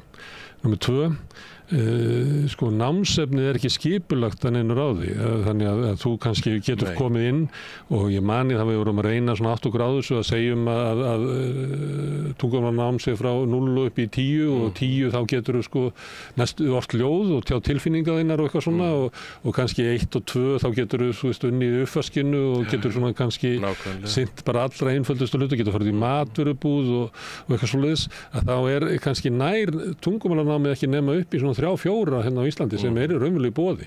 Þannig að þeir sem að vilja vera sko fullgildari þáttakendur í samfélaginu, að þeir fóru að leita yfir í sko íslensku fyrir útlendinga í háskólanum sem er raunverulega allt önnur ella.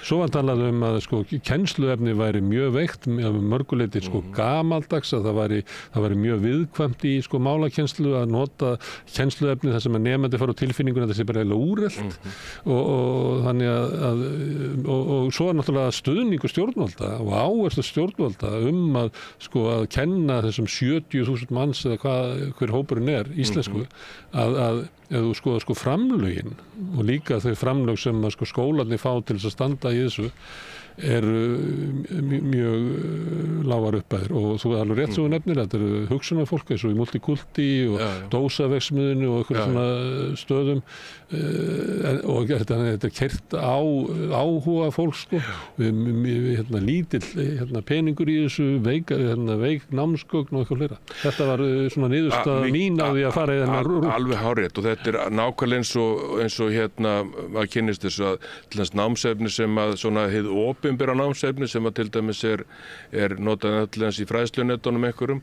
það er orðið áratuga gamalt og mér segja sko orðaforðin er oft óþægilegur því að það er svo margt breyst sko meðan að svona kannski séraðilar eins og multikulti uppfæra sitt námsefni, eru löngu komnir inn með fólk sem að skilgreinir sig hvort sem kallin í konu, non-binary og hán og þú veist bara jafnóðum en það er engin samræming í þessu námsefni. Hið opinbera kemur raunni óskap lítið að þessu. Þetta er eins og ég sagði þetta er keyrt áfram af hugsjónafólki sem leggur á sig mikla vinnu fyrir litla uppskeru, nær kannski að núllreka þetta rúmlega.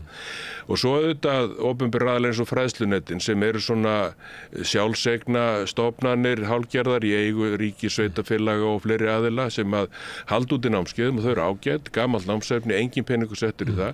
En stéttarfélögin, verkalýðshreyfingin er raunni stendur undir þessu námi af því að þau borga fyrir fólki námskeiðin. Námskeiði kostar kannski 60.000 og fólk fær það greitt frá sínu stéttarfélagi. Þannig að þau standa undir starfsmenntasjóðum og að stéttarfélögin í landinu rauninni standa undir þessu námi en það er ekki þeirra að samræma námsefni eða búa til öflugri og sýnilegri farveg inn í námið og í rauninni að kannski að þrýsta fólki svolítið fastar inn í þetta og gera því kleift að stunda þetta. Þannig að það vonandi verður einhver vakning gagnvart þessu þó að maður kannski hefur nokkið mikla trú á því. Það var allan að smá umræðum þetta núna eftir skýrsluna frá OECD. Nokkrir innflytjendur nefndu að þeim þetta bara eðlilegt að tiltekið störf var að gera kröfu íslensku kunnáttu og þá þurfti fólk að klára sko nám 1, 2, 3 og 4 til dæmis ef þú ætlar að afgreiða í búð eða það sem þú mæti fólki. Svo eru margir það sem ég er að segja þetta núna. Það komir óvart sko hvað fólki sem ég er að tala við sem eru innflytjendur og eru í íslensku samfélagi að þau voru nefna þetta og ég segi bara eitthvað svona að því að tilnýgin oft er svo að það séu kannski einhverjir íslensku varðhundar sem að vilja þetta en að við tökum ekki undir það vegna þess að við séum að stríða gegn hagsmunum innflytjenduna en það eru innflytjendunir sem að segja að ef að ég fæ ekki að vinna í bakarín nema að klára sko 3 að þá verður bara atvinnureikandinn að senda mig í tungumálinu og taka þátt í þeim kostnaði með ríkinu og sveitarfélögunum og þetta er örugglega leiðin og til dæmis bara til að taka eitt dæmi af þessu að því að mörg mörg þeirra vinna til eins og leikskólum og allir þekki það sem hafa komið inn á öldrunarstofnunum og fleiri og að starfsfólkið er meira og minna erlend af því að við einfaldlega höfum ekki mannskap til að manna þetta en margt af þeim vinnur á leikskólum og það er fólki sem lærir íslenskuna hraðast auðvitað af börnunum og það er svolítið gaman að kenna þessum leikskólakennurum og starfsfólki í leikskólana því að það er svo fljótt að ná sér í orðaforðan hjá sínum nemyndum, börnunum. Þangað til þú lendir í hverfi það sem eru bara megin þorrin já, svo er það annað, já, nákvæmlega, akkurat, þetta er orðið svo hverfaskipt. Þá hætti skólalóðin og fleira, þá hætti samfélagið að ýta undir íslenskukennslu eins og ég held að sé hægt að, ég menn, það er líklegt að svo staða sé að verða kannski í Fellaskóla, í leikskólum þar í kring, mögulega í Vík í Mýrdal, það sem er sko hröðunin á, það var einhver viðmælandi sagði okkur það að þeir sem voru að útskrifast í vor úr grunnskólanum, að það var engin innflytjandi en það voru 90% af þeim sem voru að koma inn í grunnskólan. Já, akkurat, algjör stakkarskipt á fáum árum. Og þeir sem að stýra þeim skóla eru náttúrulega bara að stýra í gegnum stórkostlega meiri háttabreytingar og þarna þetta verður enska nótt millimáli. Þetta er fólk frá mörgum löndum, mörgum þjóðurnum og þetta eins og kom fram í könnun í skýrsluhúsinu í gær, þetta er mikið fólk frá mið-Evrópu og austur-Evrópu og og það eru nokkuð tungumál og þá verður enskan ofan á. Það var gagnrýnt af einhverjum að það voru foreldrafundir á ensku í Vík, þetta hefur örugglega verið í Vík. Herðu, þetta var því að þú hefur verið í þessu líka og þetta náttúrulega tengist skólakerfinu okkar, hvernig bara partur af því þetta er fullorðinsfræðslan og tengist líka að íslensku kunnáttu foreldrana þegar þú kemur inn í grunnskóla. Þá er það grunnskólakennarinn, Björgvin, hvernig lítur hann út, sjónhólulega kennara? Já, ég kannski hef meiri reynslu af framhaldsskólanum og er í sjálfu sér með framhaldsskólakennslu réttindi en því var akkurat breytt þarna árið sem að ég fór að brúka það var gefið út sem sagt leyfisbréf þannig að þú mátt kenna á öllum skólastöðum þannig að ég hef nú meiri kannski yfirsýn yfir framhaldsskólan heldur en grunnskólan en ég held að grunnskólinn sé samt í að mörgu leyti í ágætum málum á Íslandi. Það verður algjör breyting fyrir aldarfjórðungi þegar sveitarfélögin taka þetta yfir. Þetta hefur þetta gengið misjafnlega sjálfsagt eftir styrk og stærð þeirra hvernig en skólinn hefur gjörbreyst síðan það er miklu fleira starfsfólk í þeim Heldur það að vera til bóta? Ég held að það hafi verið til mikilla bóta fyrir skólan en það hefur sjálfsagt reynst mörgum sveitafélaginu erfitt að sérstaklega svona stækkandi sveitafélagum og þessu minnstu en þau fóru þá í samstarf oft þetta en ég held að það hafi verið grunnskólanum til mikilla bóta þegar að sveitafélagin tóku rekstur þeirra yfir og eins og ég held líka að sé mikill munur á þeim eftir þessum stóru skólum þar sem að einn kennari kannski og einn stuðningur er með 30+ í bekk eða í minni skólunum og þetta er erfitt starf og sveitafélögunum þarf auðvitað að verða gert það líka kleift að reka skólan eins og þarf að gera sérstaklega hvað varðar auðvitað launaþáttinn þetta er ennþá auðvitað með að við allt þá er starfið auðvitað allt og illa launað sérstaklega í grunnskólanum og leikskólanum þannig að sveitafélögunum þarf auðvitað í gegnum tekjaskipting og annað að vera gert kleift að þetta er náttúrulega stór þáttur í rekstri sveitafélagana, það er rekstur þessara tveggja skólastega. Og líklega hefur ríkið svindlað á sveitafélagunum eins og gera alltaf. Á sínum tíma mikil ósköp. Alltaf þeir sem semja við ríkið svona að þeir koma peningar með verkefnunum, þeir tapa alltaf. Þeir er alveg skítap á því og sjálfsagt hafa margir kennarar oft óskað þess að þeir væru bara ennþá hjá ríkinu en ekki á sveitafélagunum, það væri öflugri viðmælandi og svona en ég held nú samt að í stóra sammynginu hafi það verið skólastarfurinn til bóta. Framhaldsskólinn, hver er staðan á honum? Staðan á honum er nefnilega mörgu leyti lakari og að sumu leyti verulega mikið. Eftir að það var ákveðið að fara í þessa styttingu, að þegar þetta var rökrætt mest á sínum tíma, þá voru við til dæmis mörg með þann málflutning að það væri sjálfsagt að stefna því að stytta námið hjá þeim sem að réðu við og vildu fara hraðar í gegn, sem eru auðvitað óskuplítið mál, sérstaklega í fjölbrautakerfinu, en ekki að skerða námið. þetta var sett fram á sínum tíma sem sparnaðaraðgerð. Þarna fyrir 20 árum það átti aðgerðin að spara þá einhverja 800-900 milljónir sem sjálfsagt upprekni í dag þá nokkra milljarða á ári sem að bara klippa þetta út.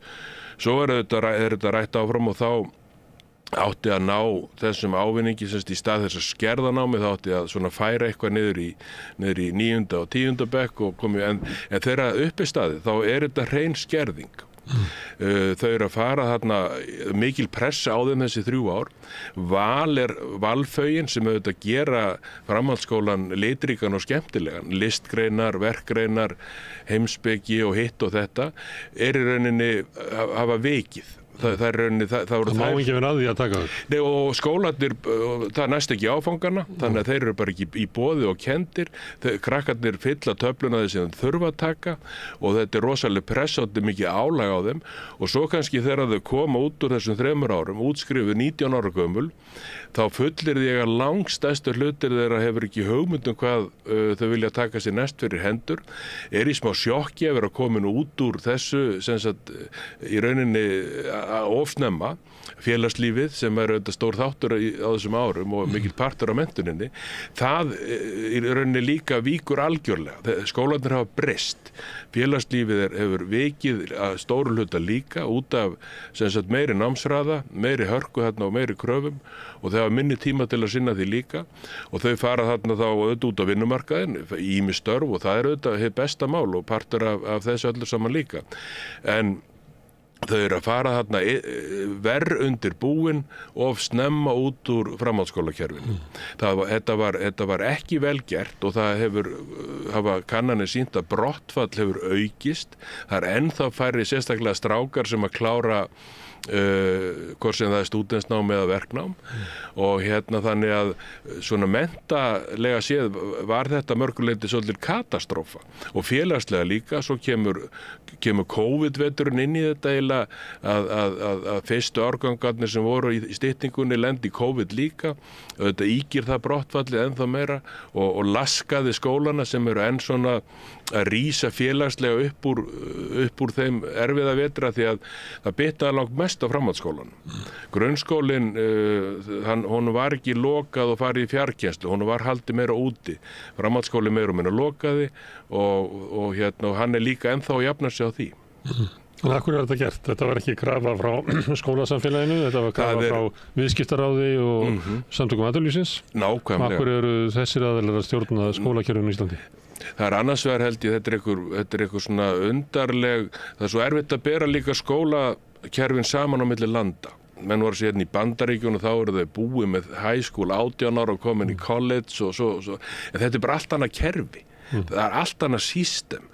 Þar eru þau á einhvers konar unglingamillistígi og svo þannig að það er svo erfitt að bera þetta saman og meiri segja Þýskaland og Danmörku, það er öðruvísi fyrirbæri þar sem á þróast á síðustu 100 árum og þannig að þetta var einhver svona hugsunum að þau ættu að vera komin fyrr út á vinnumarkaðinn, bara fyrirfarin að afla tekna, hærri ævitekjur og svo framvegis sem að ég held að muni sína sig að sé alls ekki rétt. Bara alls ekki, meira brottfall, þau taka sér flest frí frá námi 1-2 ár eftir stúdentspróf til að meðan þau átt að sagðu hvað þau vilja læra og flest er ekki tilbúin til þess að taka þessu ákvörðun 19 ára gömul og hinn út frá sjónarhóli stjórnmálanna þá var þetta sparnaður. Það bara verið að spara, fækka kennurum, taka út einn árgang þetta er auðvitað dýrt þannig laga séð, þetta er auðvitað ein mesta fjárfesting samfélagsins í velferðinni, það er að mennta börnin og ungmennin upp í þetta og við það sem að var svo mikið í umræðinni að reynda að halda fram á sínum tíma, það var að samhliða því að námið yrði þá stytt í þeim skilningi að fleiri færu hraðar í gegnum það, þá yrði verknámið og starfsnámið aukið og styrt á móti. Og það hefur alls ekki gengið eftir heldur þó að einstaka skólar hefur kannski breytt áherslum og það er auðvitað heilmikil ásókn í það og við ásókn en það er bara ekki nóg framboð af því. Það nú Ásmundur Einar hefur boðað uppbyggingu á verkmennta byggingum við skóla hringinn í kringum landið. Já, það gott ef að það gengur eftir og það mikilvæg fjárfesting og það var til dæmis byggt nýtt verknámshús við skólans þar sem ég að kenna, Fjölbrautaskóla Suðurlands fyrir 10 ára síðan og þetta algjör bara þáttaskil í náminu, bara nútímalega aðstaða og þetta laðar fleiri að og bæði kennara og nemendur.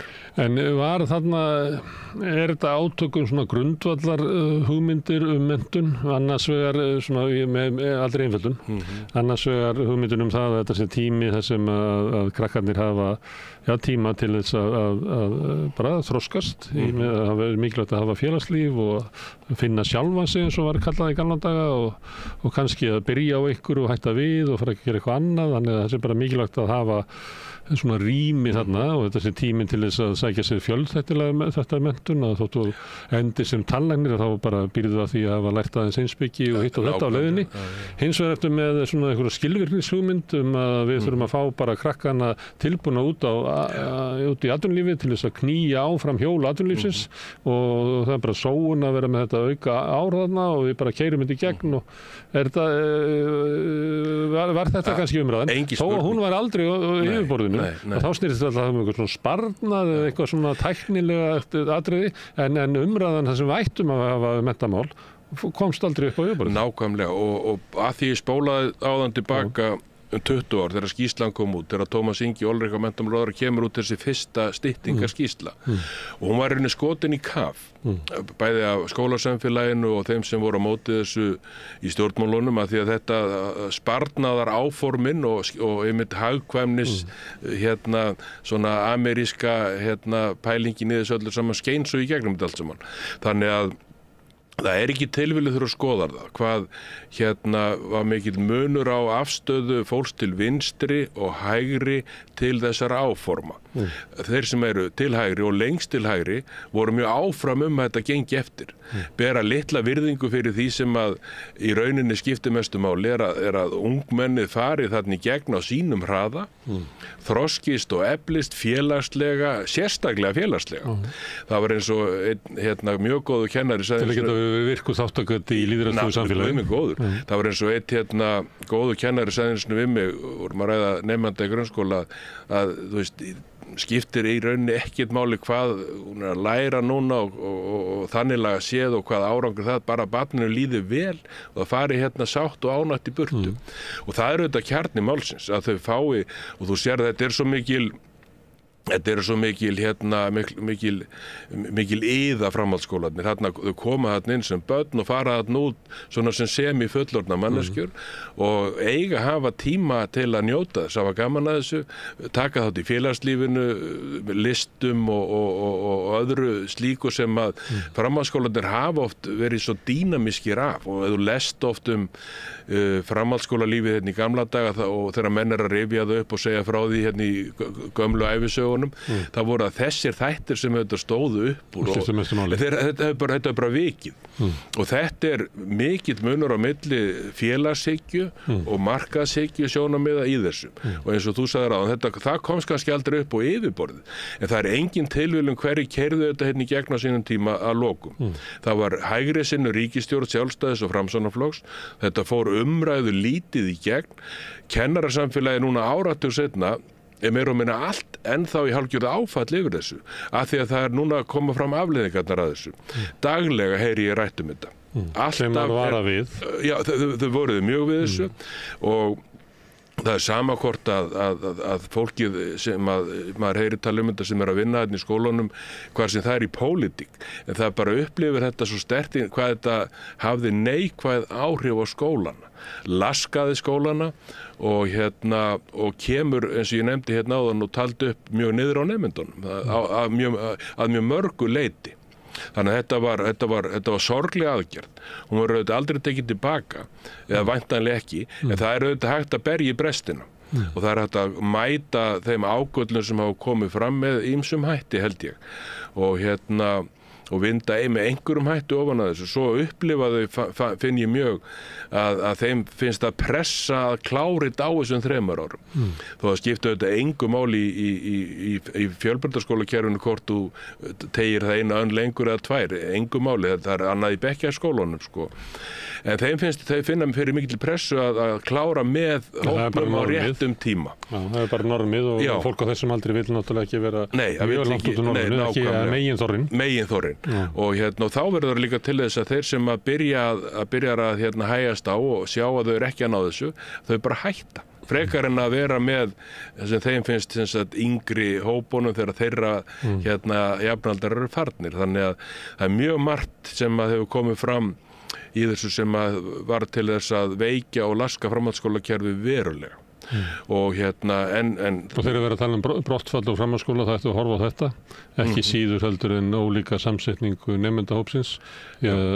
Að nú náttúrulega komið miklu hærra hlutverk fólks af erlendum bergi til dæmis sem að hafa minni stuðning miklu minni stuðning og líka ímynda hvort að þau þurfi ekki líka meiri tíma til að fara þarna í gegn sko. Eða skólarnir að aðlaga sig að því að hluti nemendanna eru ekki með þann stuðning á heimilinu sem að raunverulega kerfið reiknar með. Já, það er líka að gera skólanu kleift. Við vorum að tala á hann um íslensku sem annað mál, íslensku fyrir útlendinga, að gera skólanu kleift að bjóða upp á öflug námskeið í því. Því að það er náttúrulega að koma alltaf fleiri og fleiri ungmenn inn í skólana sem að kunna flest einhverju íslensku, sumi enga, það meina börn líka flóttafólks og þannig að það þarf líka að mæta því þar. En það er svolítið saga í þessu að það kemur fyrst skýrsla frá Tómas Inga Orlik og hún er hlegin út. Já. Svo kemur önnur og svo hendur hann næstu í gegn. Já. Það er svona ákveðin aðferð. Það er ákveðin aðferð. Það var ekki hlusta á nein mótrök, heldur bara þannig að smátt og smátt normalíserast hugmyndin og allt í einu styrkist hún bara með því að hún er alltaf og þreytist líka andstæðan að búið að segja allt saman. Og talandi einmitt lýðræðið og allt það, því að þarna varstu með í fullri að mikill meirihluti foreldra í könnunum og ég er sannfærður það var á móti þessu. Það er allar miklar efasemdir um þetta. Já, saman við bánkasöluna og bótakerfið. Já, nákvæmlega bótakerfið. Þetta er stóru málin og kennarasamfélagið og það voru svona þetta hafði eiginlega bara stuðning innan úr sjálfstæðisflokknum og örugglega einhverju þar sem höfðu vasemdir um þetta, en þaðan kom málið og er keyrt fram aftur og aftur eingöngu að menntamálaráðherrum sjálfstæðisflokksins.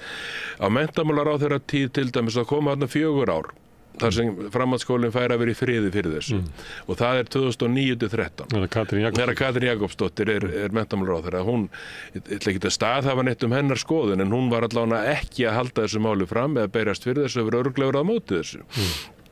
Leið og sú stjórn er farin frá eftir þau átaka ár og við erum komin aftur í normið með sjálfstæðis og framsóknarflokk, helmingaskipta flokkan aftur þarna, að þá og með massívan meirihluta í þinginu eftir sögulegan kosningasigur framsóknarflokksins út af niðurfellingu skulda. Úrskurði EFTA-dómstólsins. Já, nákvæmlega, akkurat og sem skóp í janúar, það ár skóp hinn mikla sigur þeirra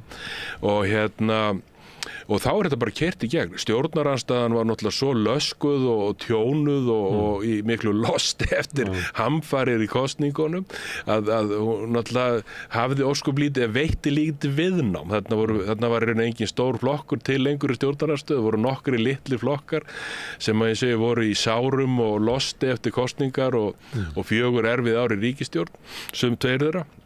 Þannig að þetta færi og svo er þetta bara keyrt í gegn. Þetta er bara svona. Það er bara búið að ákveða það að næsta vetur verða MR, Vestló, MS og bekkjarskólarnir ári styttri. Framhaldsskólinn fjölbrautaskólarnir þurfa bara að verskú að klippa þetta niður hjá sér og pakka þessu inn í þennan kassa, þennan 30 ára kassa.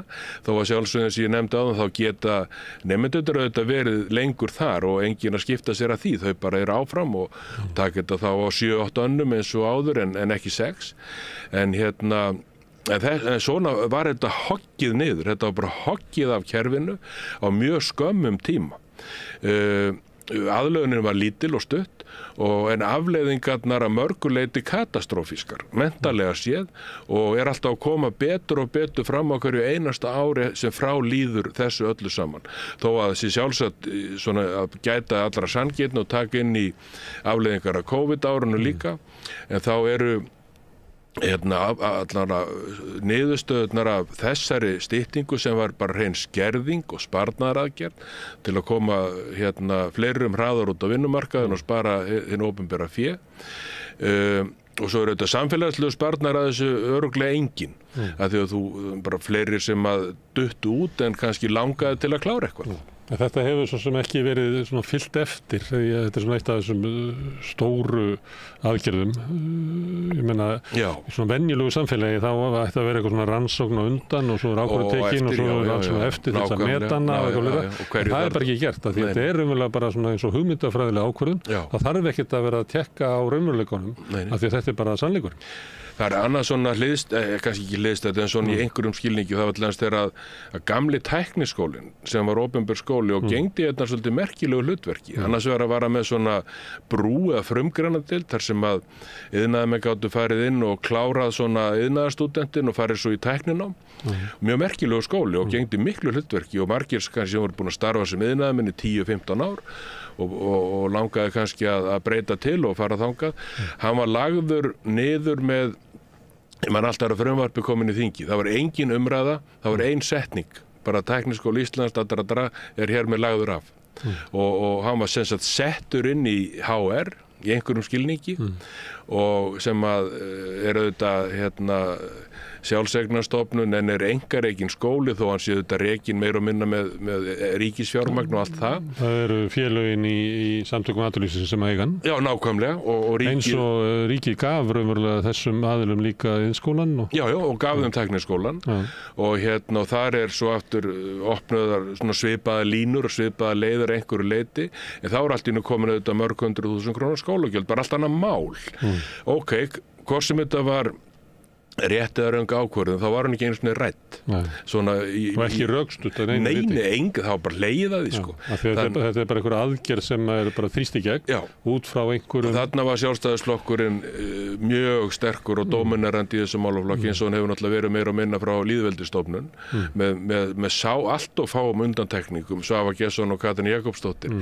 Þannig að En eftir sem áður þá ef þú lest Moggann og ef þú talar við sjálfstæðismenn, þá upplifðu þau að skólakerfið sé einhvern veginn í höndunum á okkur kommunistum og það sé þess er svo mikilvægt fyrir þá að þröngva þar í gegn einhverjum breytingum. Án þess að ræða við kommunistana. Og líka breytingu sem að snúa svolítið það að taka völdin af kennarastéttinni eða skólunum, þannig að inn í skólakerfinu sé ekki eitthvað svona framþróun og leita lausnum, heldur sé hægt að stýra þessu einhvern veginn svona ofanfrá. Og umræðu lítið og kannski texta svolítið að því að skólamál oft ekki kannski neitt virka kannski ekki alltaf mjög spennandi og sterk í hinn opinberu umræðu. Þú veist, það annað sem að kannski dóminerar hana, bara allt það sem að gerast. Ég skil ekki hvernig það því að við komum að þá við tölvöld mikið fjallað um skólamál. Það er bara gríðarlega mikil viðbrögð við því. Mjög mikil, og ég tók eftir því og þess vegna ég hafði sambandi við þau daginn að ég tók eftir viðbröðunum við umræðuna því að þetta var svo mikið raritet. Þetta allt og þetta svo lítið fjallað um þetta. Ég held líka að þegar við fjalla líka um það sem þið kölluðu hrun fjölmiðlana og hvernig þeir hafa breyst og veikst og allt og samfélagsmiðlar og internetið og allt það að það sem eftir stendur á þeim kannski gefur sér ekki sveigrum tíma eða tekur önnur mál fram yfir, sko. Ég skal ekki segja nákvæmlega til um það en að því að þetta eru mál sem að foreldrar og margir bara hafa mikinn áhuga á og vilja heyra um. En það sér það oft inn í skólunum sjálfum, þeir eru mikla breytingar og það eru kannski boðaði fundir, þá streymir fólk að og hefur mikinn áhuga á þessum málum, sko. Já, skiljanlega.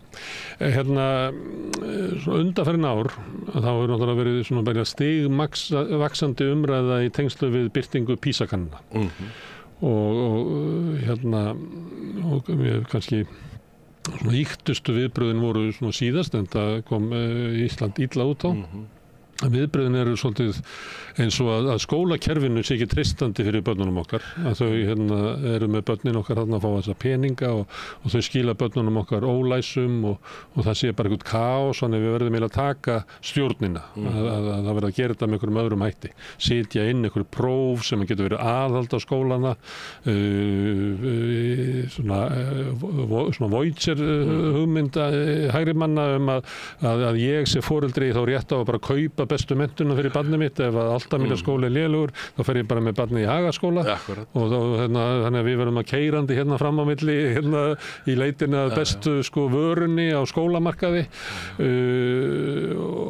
Það er annars vegar þessi svona hugmyndir, en svo undir er líka umræða sem að mér finnst sama hátt og áðan ekki svona ná að brjótast fram sem eru svona hugmynd, bara ólíkar hugmyndir menntun.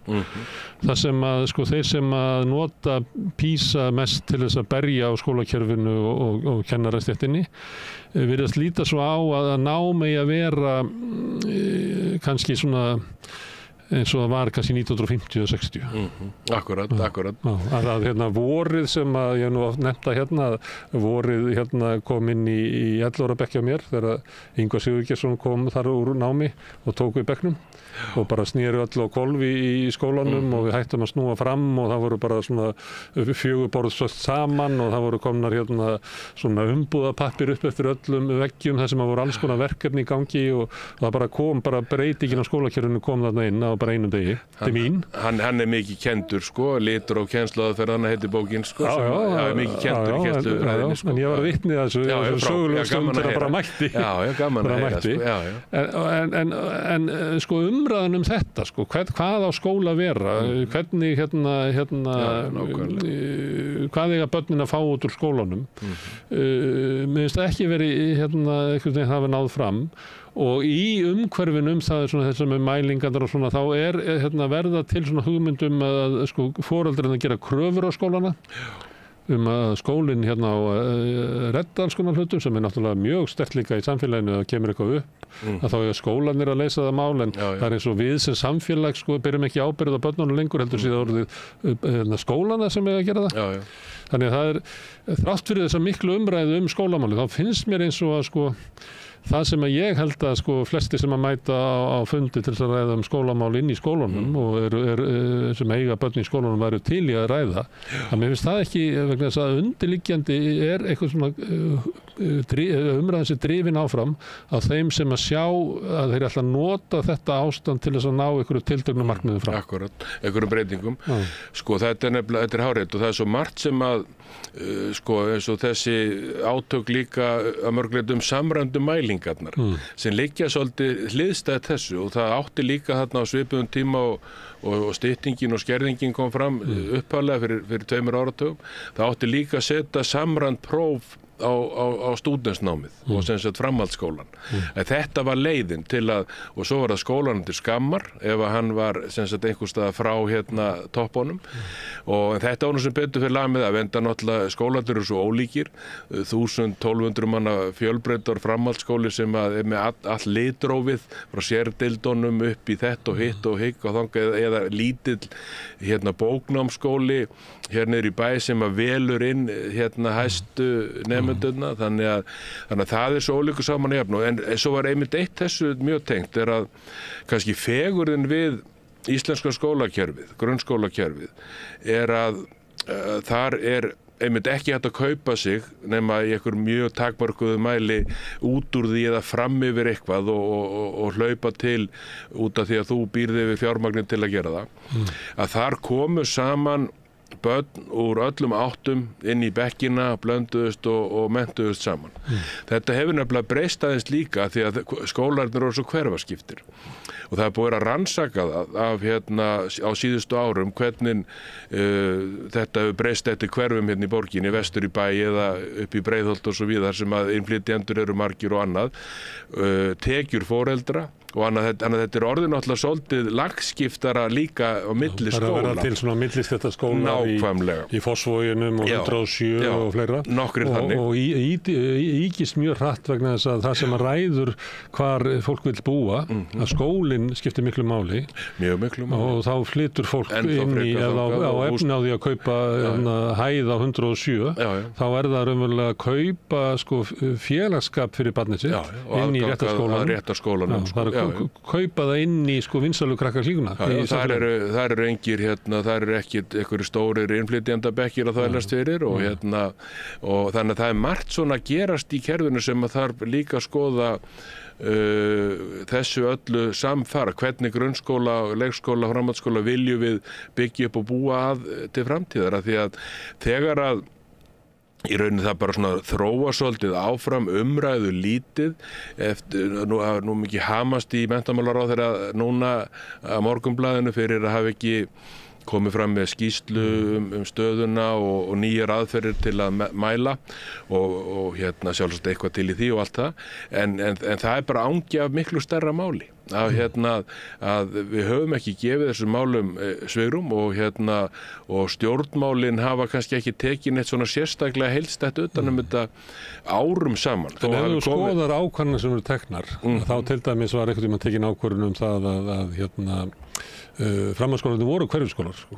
Já, þeir voru akkurat nákvæmlega. Það tekin ákvörðun að gera það ekki, sem að leiði til þess að við fáum svona elituskóla, að það verður bara eftirspurn eftir að komast í MR og Vestló, ég veit ekki hvernig staðan er akkurat núna, það getur verið ykkur aðri skóla sem komnir hann upp, sem að leiði til þess að þú ert komið með skóla sem eru með tildulega einsleitan nemendahóp. Já, og ert í raun að mennta þá inn í mjög fá fög upp í háskóla. Já, líka mennta þá inn í félagslega bækluðu samfélagi, það sem allir eru eins og þú.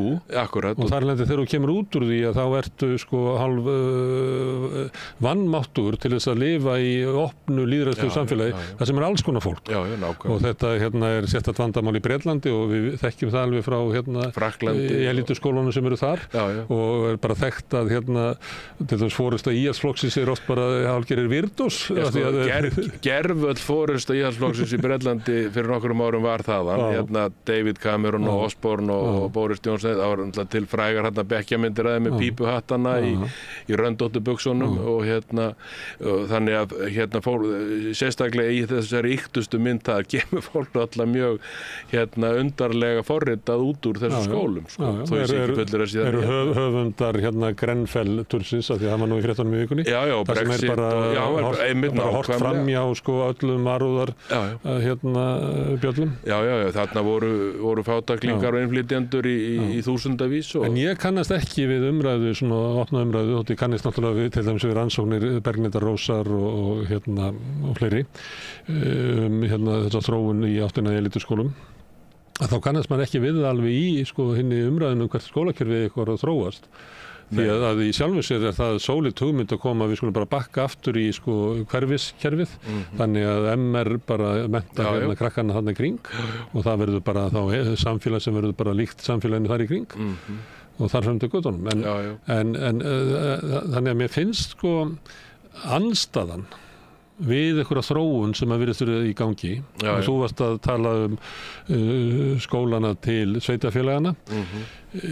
Það var gerðist í tíum Björns Bjarnasonar og vitandi hvaðan hann kemur að þá er það náttúrulega bara leið í því að skólarnir fara að þróast með ólíkum hætti. Það er ef þú horfir á þróunina í Svíþjóð sem er komið miklu lengra en við í því að markasvæða grunnskólakerfið. Illu heilli og það eru bara held ég 3 risa fyrirtæki sem að meira og minna drottna yfir kerfinu og orðið gríðalegur stéttamunur og menn ætti að hafa því huga ef þeir hafa áhyggjur af óeirðum og óöld í fátakari hverfum Svíþjóðar, að þá er það afleiðing af breytingum í skólakerfinu. Já, akkurat. Og var vara við því þar. En á þeirri leið Svíana að þá var þetta að flytja grunnskólana yfir í sveitarfélögin sem er svona lítið á sem bara áfangi, að því verðum að tala þá sem alltaf að leggja fram nýja skýrslu og þau breyta aldrei neinu, að því að þeir eru alltaf bara býða af sér veðrið. Í þessu veðrið, sko. Já, þeir alltaf náðu sér gegn. En málið sko, það má kannski segja sko að svona í grunni kannski liggur einhver hugmyndum svona valdreifingu og nærþjónustu þegar verið að færa verkefni til sveitarfélagana. En svo getur vel að sé allt önnur einmitt agenda á bakvið það líka. Það var alltaf þegar var svona kannski dýnamískust umræðan að fækka og stækka sveitarfélögun fyrir svona 12, 14, 15 árum. Og þá var alltaf hugmyndin að það yrðu færri, stærri og fengi fleiri verkefni og tala löggæsluna og framhaldsskólan.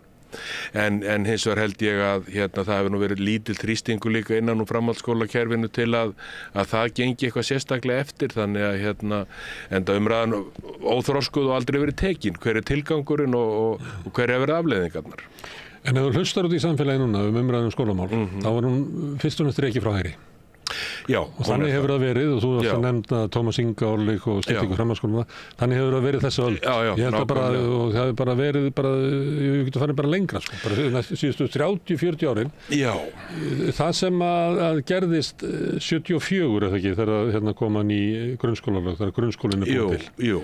Það er svona vinstri bylgja, breyting. Akkurat. Eftir það hefur sko sagan umræðum skólamál í Íslandi, meir og minna, verið hægrið sem er að reyna að brjóta þetta niður. Já, algjörlega, og það koma svona smá slotar aðeins, eins og það Svavar Gestsson menntamálaráðherra í 3 ár líklega, 88 til 91 í vinstri stjórninni hans. Það er engin landvinningar á móti. Nei, það er kannski bara verið að halda í horfinu og færa eitthvað til betri vegar, sko. Hann var góður menntamálaráðherra en gafst kannski ekki tími til að gera margt. Og Katrín setti þarna inn, meðal annars að því ég vitna í það að skólinn ætti að vera undirbúa fólk til þess að taka þátt í lýðræðislegu samfélagi. Hún setti svona smá inn, eins og væri svona vísun yfir í 74, en hún náði ekki að bakka tilbaka yfir allt sem hafði eyðilagst til dæmis í menntamála ráðherra tíð Björns Bjarnasonar.